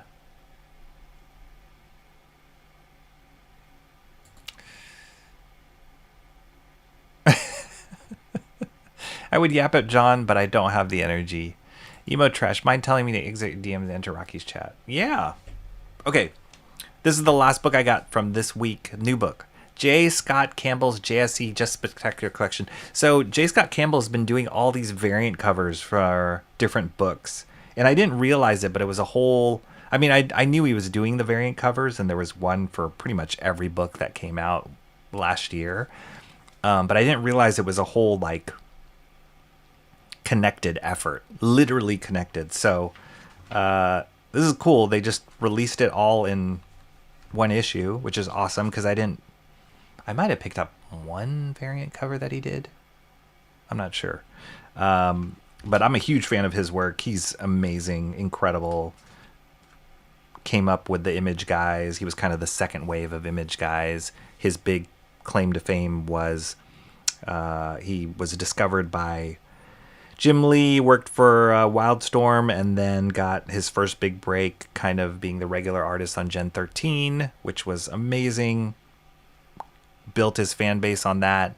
Left Wildstorm to go out on his own. Created Danger Girl, which was a series that he created and drew. And then he just became this phenomenal artist. But I love these interviews. He talks about how Arthur Adams was a huge influence on it. If you look at his work, you can totally see it. Who wasn't influenced by Arthur Adams at the time. But J. Scott Campbell's he's just a phenomenal artist. But the awesome thing about this is all these individual variant covers that he did he would just draw the character on a colored background. They all connect to be one large image. So pretty awesome. But they include some like sketches here, the finished inks here, and then the colored version. The cool thing too, reading this interview, like he still works traditionally. Like this stuff is all drawn up with pencil. This is inked traditionally on paper. So good on him keeping that up. And yeah, like J. Scott's just so good. I love this colorist on him. This is her name's Sabine Rich. They give her a big shout out here, but he mentions her in his interview and says like they've gotten to a point they've worked I think almost like 8 to 10 years together, and he doesn't even need to give her any more notes. He's just like here, and she knows exactly what to do with his artwork. So beautiful coloring on his art. So yeah, these are all on individual issues. What's neat is in the back they actually give a checklist of which issues the character was a variant cover on. So that's awesome. If you wanted to go and collect them all, you could look at this checklist.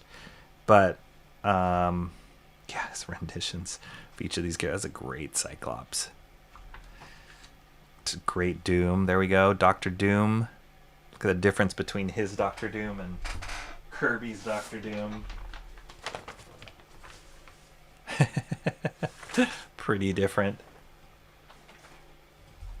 I love seeing these process sketches, especially for Jay Scott's work. I love this. Ghost Rider is amazing. He's just got a beauty to his quality of line and the shapes he picks. Feels like, and he even says this in his interviews, one of his biggest influence was animation. I don't think he actually ever worked in animation. Maybe he did, but definitely not before he became a superstar comic book artist. So, but you can see the influence of it in his shape language, his styling, definitely influenced by that animated feel. It's a lot of movement in his stuff, a lot of appeal.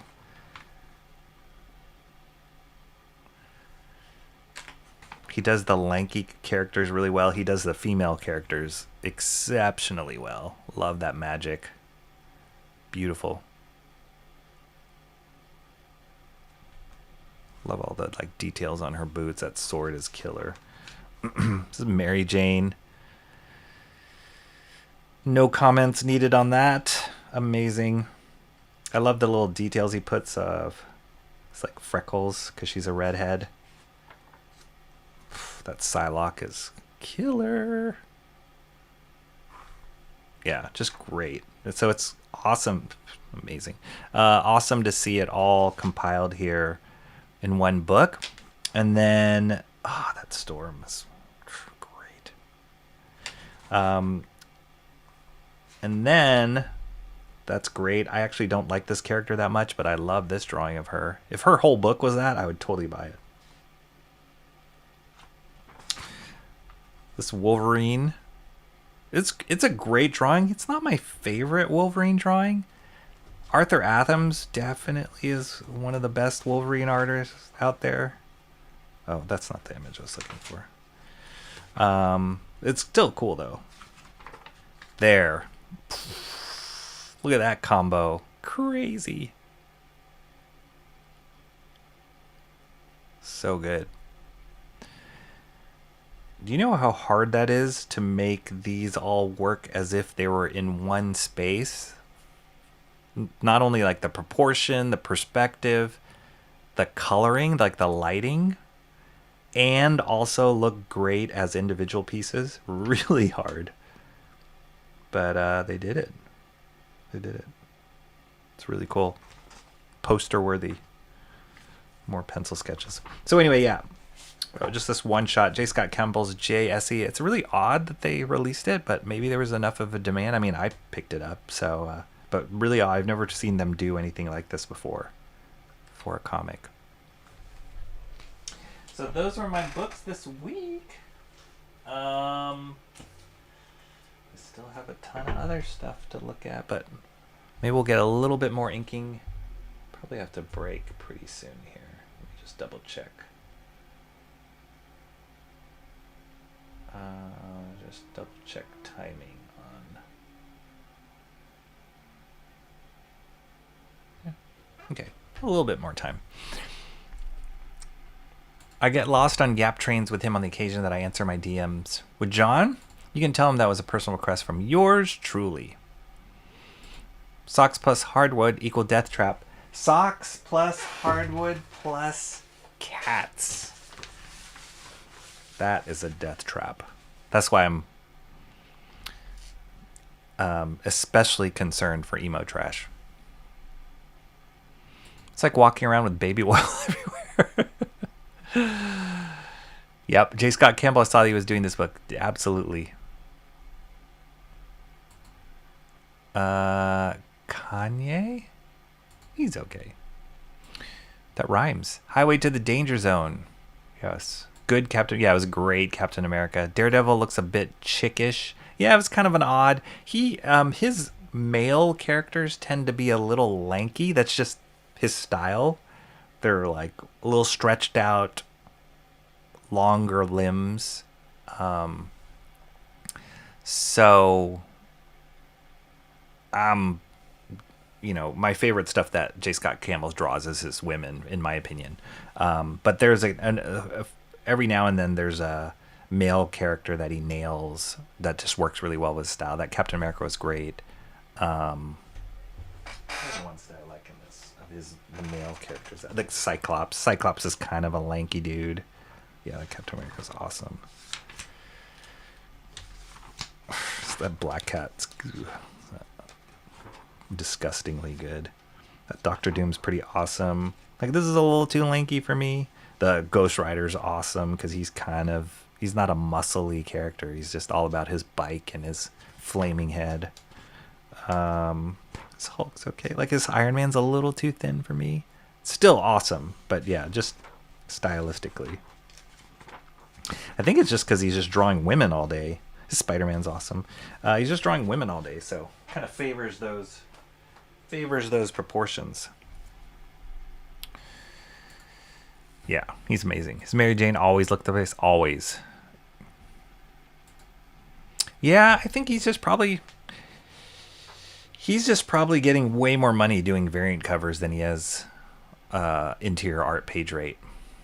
So I know a lot of artists, a lot of top artists, they just can't maintain the lifestyle on comic page rates. They're just not enough to sustain yourself on. So they'll either become cover artists or concept artists for video games, storyboard artists in film. It's just a more viable career. Cranberry didn't like the individual covers. He liked the whole thing together.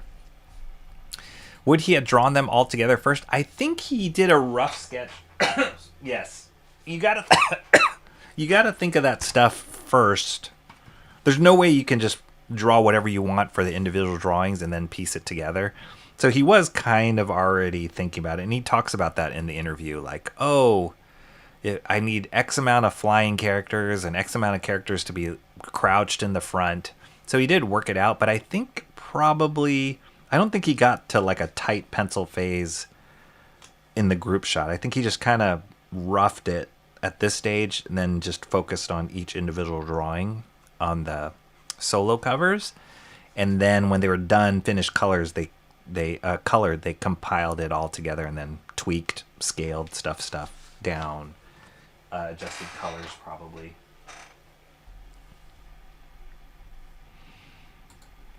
For falling down your stairs with cat food. 9 p.m. is more time. Feeling it tonight. Oh, holy cow. It's already 7. Dang. So, truth be told, is my wife is out later today. So I'm just kind of checking where she is. Because when she gets home, we got to go eat dinner. So that's why I have a little bit more time. His Daredevil looked like he was missing an essential piece of male anatomy. The lovely Sherry. Hello, lovely Sherry. Welcome. Thanks for joining. Wow, it is 9. How time flies when you're having fun. How'd you find us? We're such an innocent channel, Sherry. Oh dear.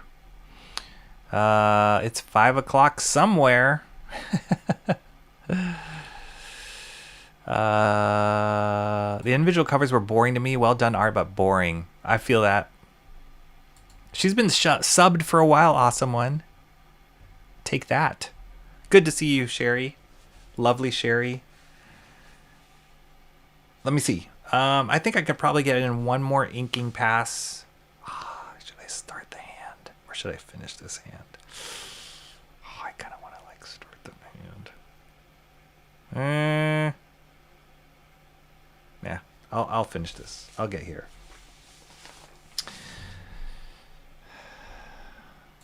Eating late for us older folks. That's right.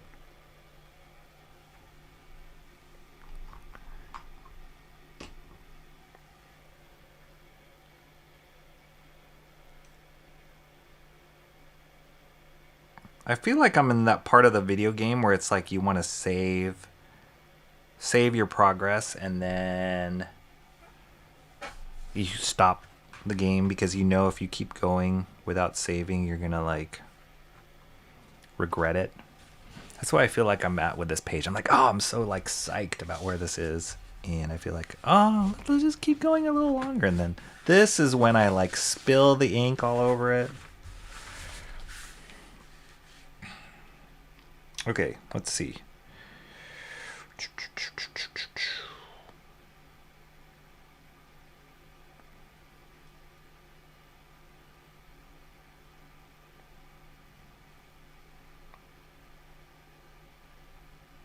But it's so satisfying.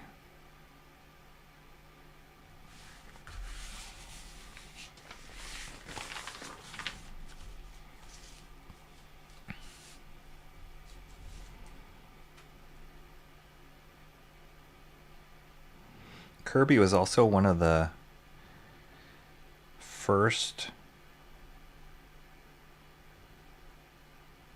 to invent this like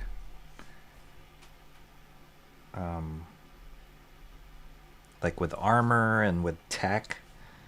You see this, I mean, it's so common in like Iron Man's armor.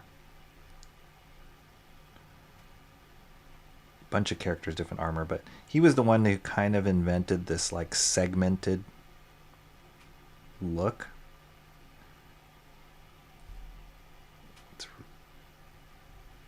Of how to interpret you know, armor or pieces of metal jointed together. It's so effective.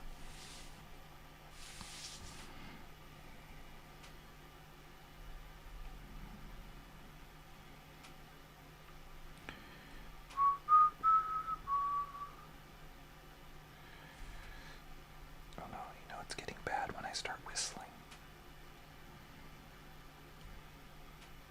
That means I'm running out of words.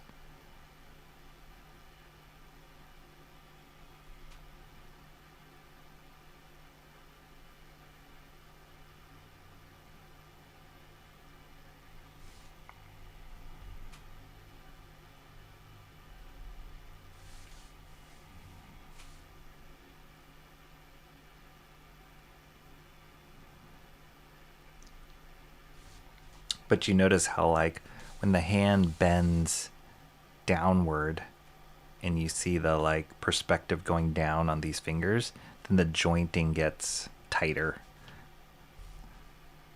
And then where the curves reverse, you can tell it feels like the hand, like you can feel that like hump on the hand or the bend. It's so awesome.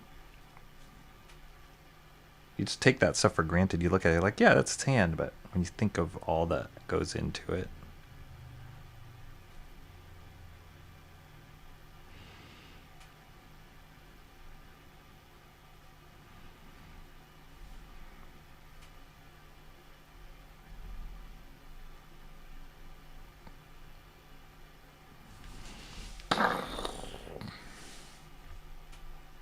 Okay, let's see.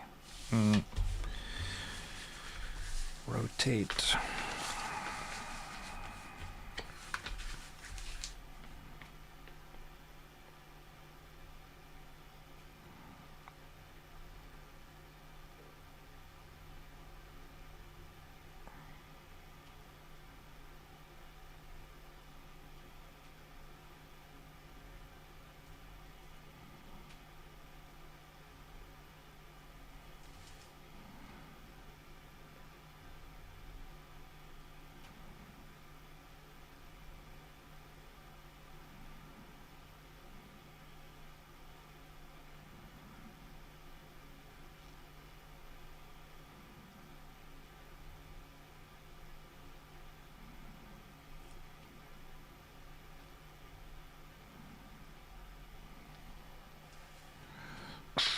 Oh, I forgot the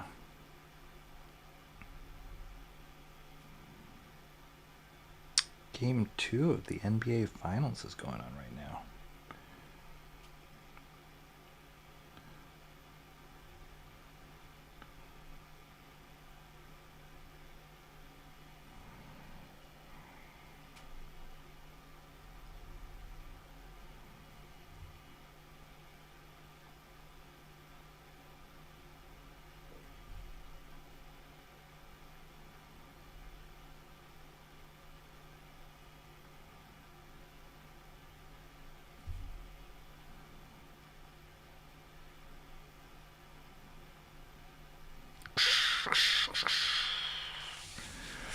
Now rotate.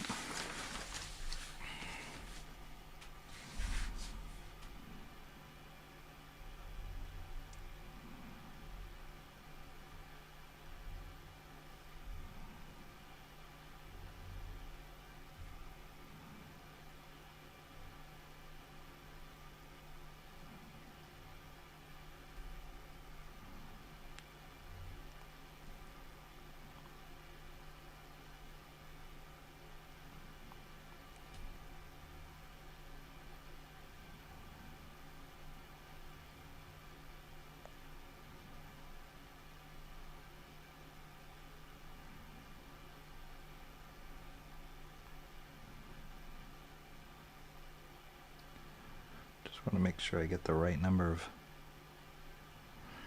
segments.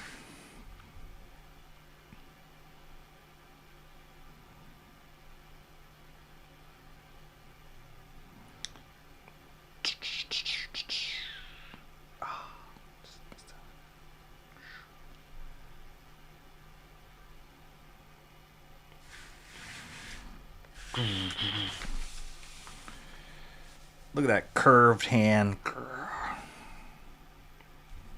Oh, I see. That's part of his belt buckle.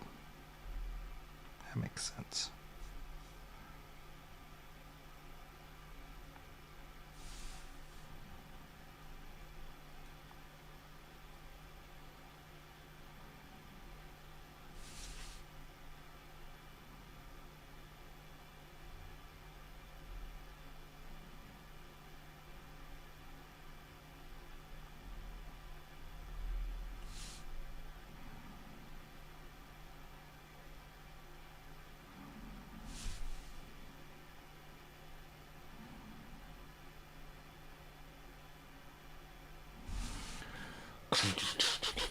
Okay.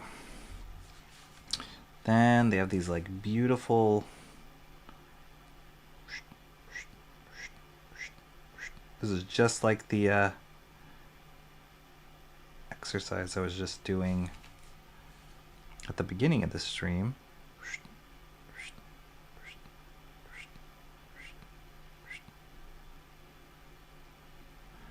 Just trying to be loose with it, not too tight.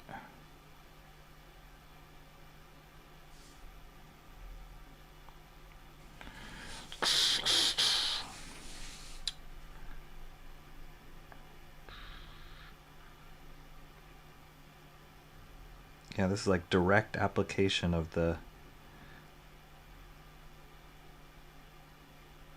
exercises I was doing at the beginning of the stream. Trying to keep these somewhat similar in spacing and thickness.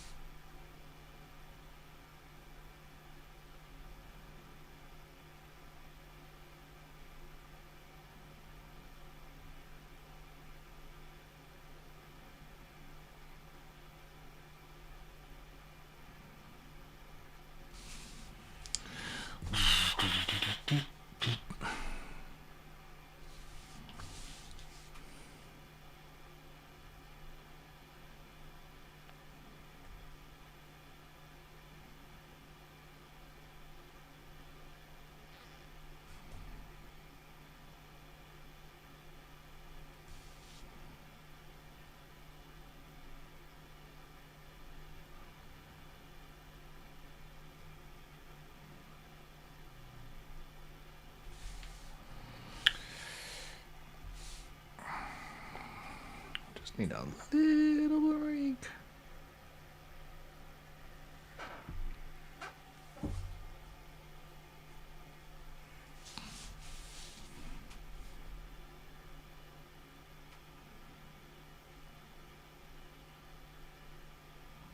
Oh, that was so good.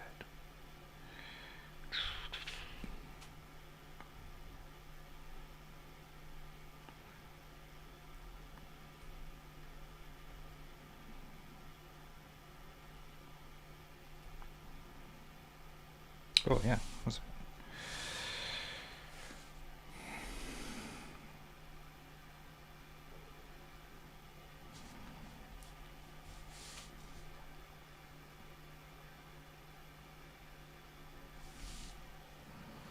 Yeah, glove. That's like screaming Kirby.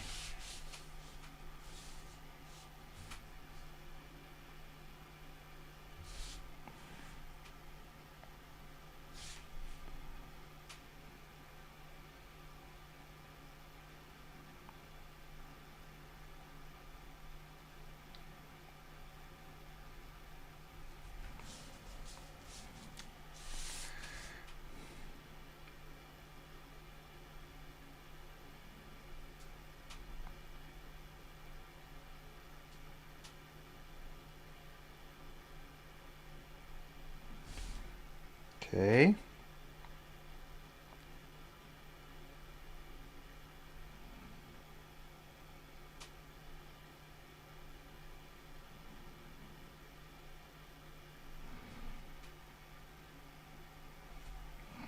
Just felt like I was rushing that line a little bit. It's like, calm down. Calm down.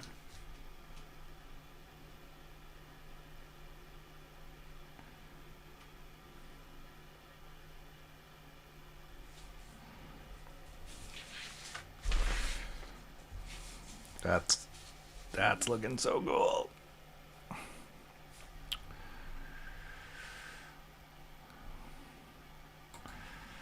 Thank you, awesome one.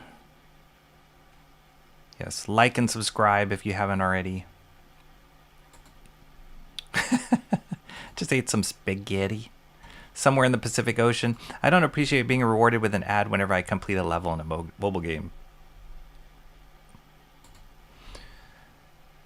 Yes, that's exactly what I'm worried about, Cranberry.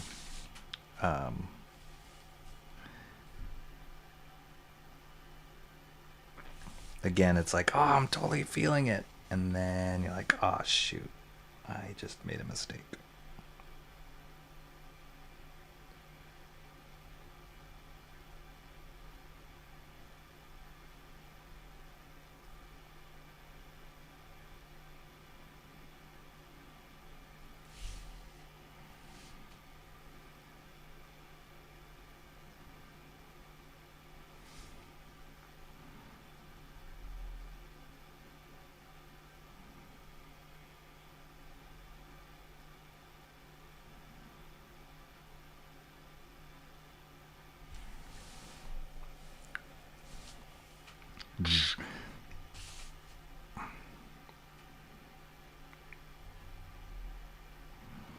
I mean, I love how, I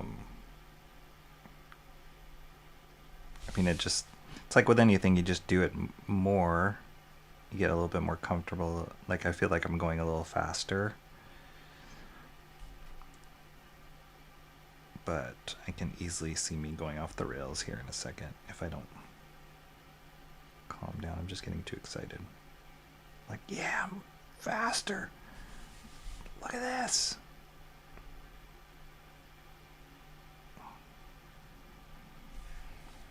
But it's cool. Sometimes the hardest thing is just starting.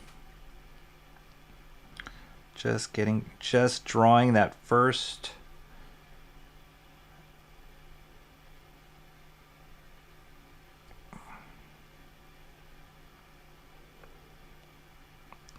page in the sketchbook. That's always the hardest one. When you have to break it in, or in the case of the master study, like just getting that first ink line down. But now that I have, I'm like, woo! I can do it. All right, we'll do a little bit more of his cowl. I want to save his face for a fresh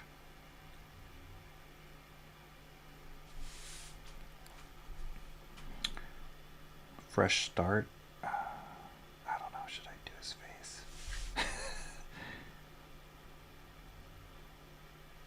Like a fresh brush, fresh eyes. because now I'm just trying to beat the clock. So I don't think I'm going to rush his face, but I will finish the cowl at least.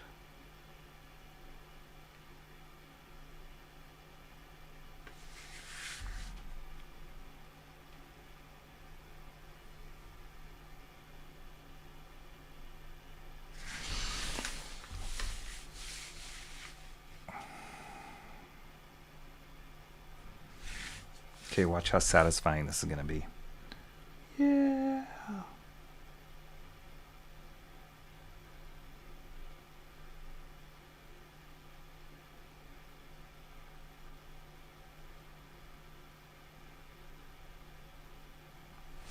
These kind of larger areas of where it gets filled into black are prime areas to dump some of the ink when you load up your brush. I've seen people like even save their brushes to the extent like they won't fill in these black areas, like maybe for the like the even bigger black. This one's not super big, but for some of the blacker areas they'll use a totally different brush to use it so they're not wasting the bristles, the life of the brush on it. You can just get like a cheapo brush to do that. Look how cool that is once that's blackened in though.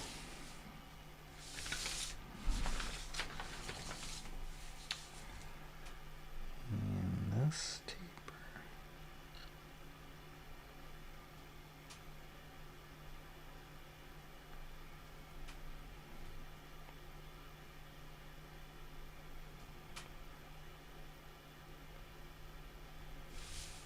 Whoop. Oh, a little high.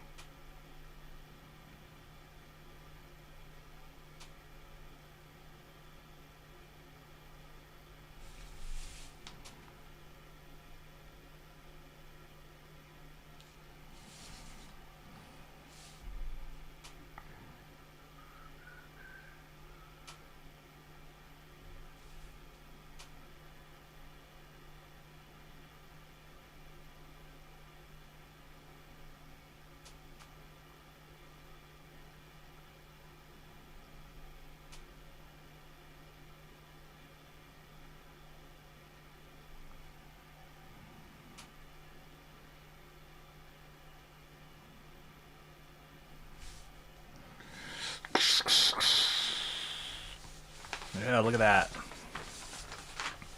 Super cool. Just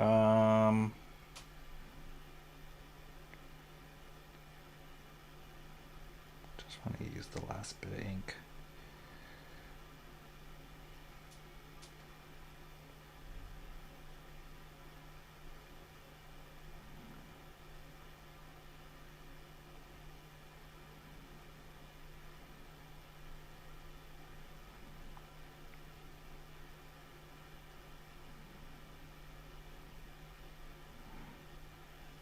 There you go.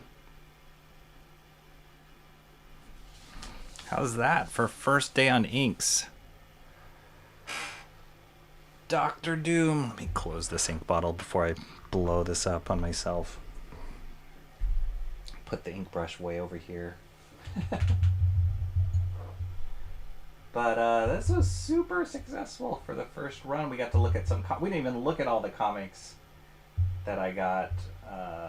The rest are all back issue stuff that I picked up at that one store in Central California that I can't remember the name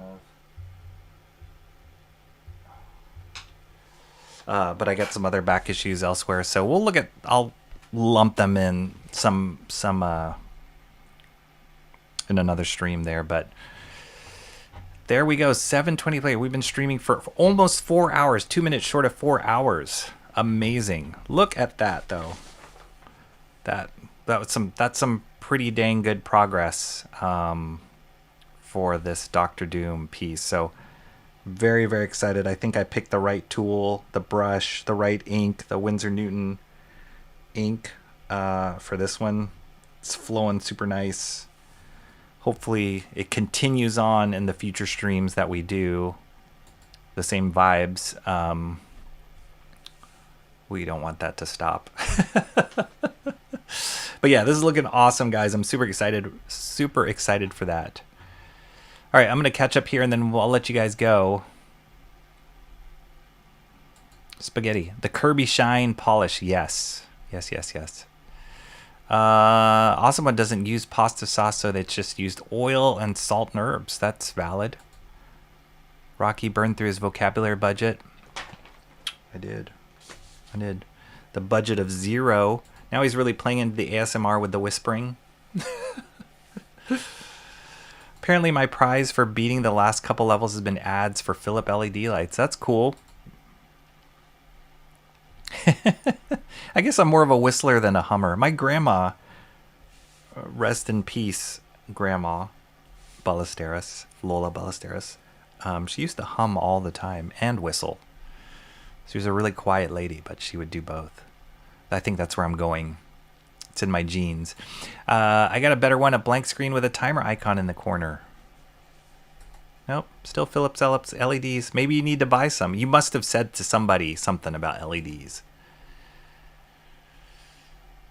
I got off of work, exercised, made dinner, and now eating, and Rocky is still at it. Champ, hashtag what's up? I'm about to take off. Don't you stream on Fridays too, Unhinged? Thanks for popping in here, part 2. Hashtag Champ Rocky's running out of words, focusing intently on not spilling ink. Takes a lot of focus. Yankees lost, Mr. Monkey Boy. Wait, Yankees did? You mean the Knicks? Is it already over? Some of the best work is done in silence. Yeah, which goes against YouTube, actually. Need a loud, aggressive yelling to be motivated. Your own aggressive yelling? Hockey sings sometimes, does he really? That also works. Depends on the music. It'll capture my attention every once in a while. Dang. There's the yelling. Cuss got a late night stream given it's 9:20. I'm amazed. I made it to 9:20 for you, Steampunker. Amazing. Yeah. 7 p.m. for me. Yes.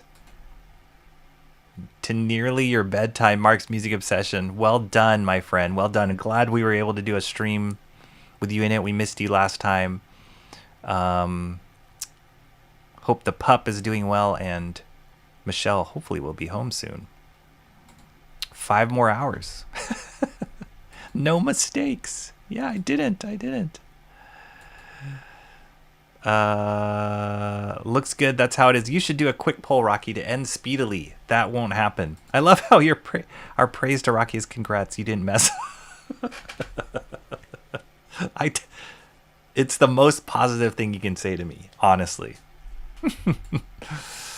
Lynn said she dropped some fodder. I couldn't find anything during the 30 seconds I was back earlier.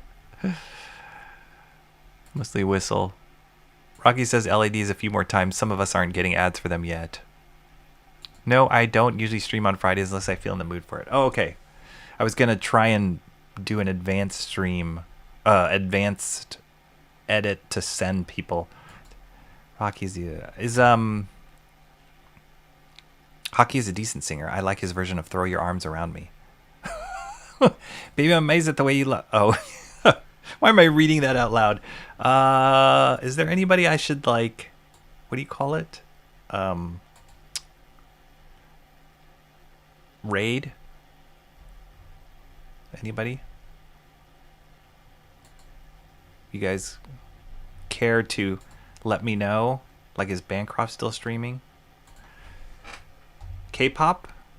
Oh, she's got a whole bunch. But is she streaming right now? Upcoming. No, these are all upcoming. Remy. That's right. That was the name. I forgot the name. Anybody? Let me just see if I can see. No. Well, that's definitely not. I should just raid to some rando. Don't know who's live. Bancroft stopped streaming about 5 minutes. Oh, okay. And that's why you're back. Got it. Yeah, all of K-pops are upcoming. She always schedules them way in advance. All right. So fine. Nobody gets the benefit of my faithful friends here. Rini Draws is live. I can do that. I don't know Rini at all. So would that be weird? Is that weird? That'd be weird, right? She's like, who are these? Who's Rocky? Do a poll of what? No, I'm not going to do a poll. I got to go. Best comic of the week poll. But then I'd have to write them out. No, I'm not going to do it. I'm not going to do it. You guys are tempting as it is. Bancroft rated into Rini Draws. Oh, fine.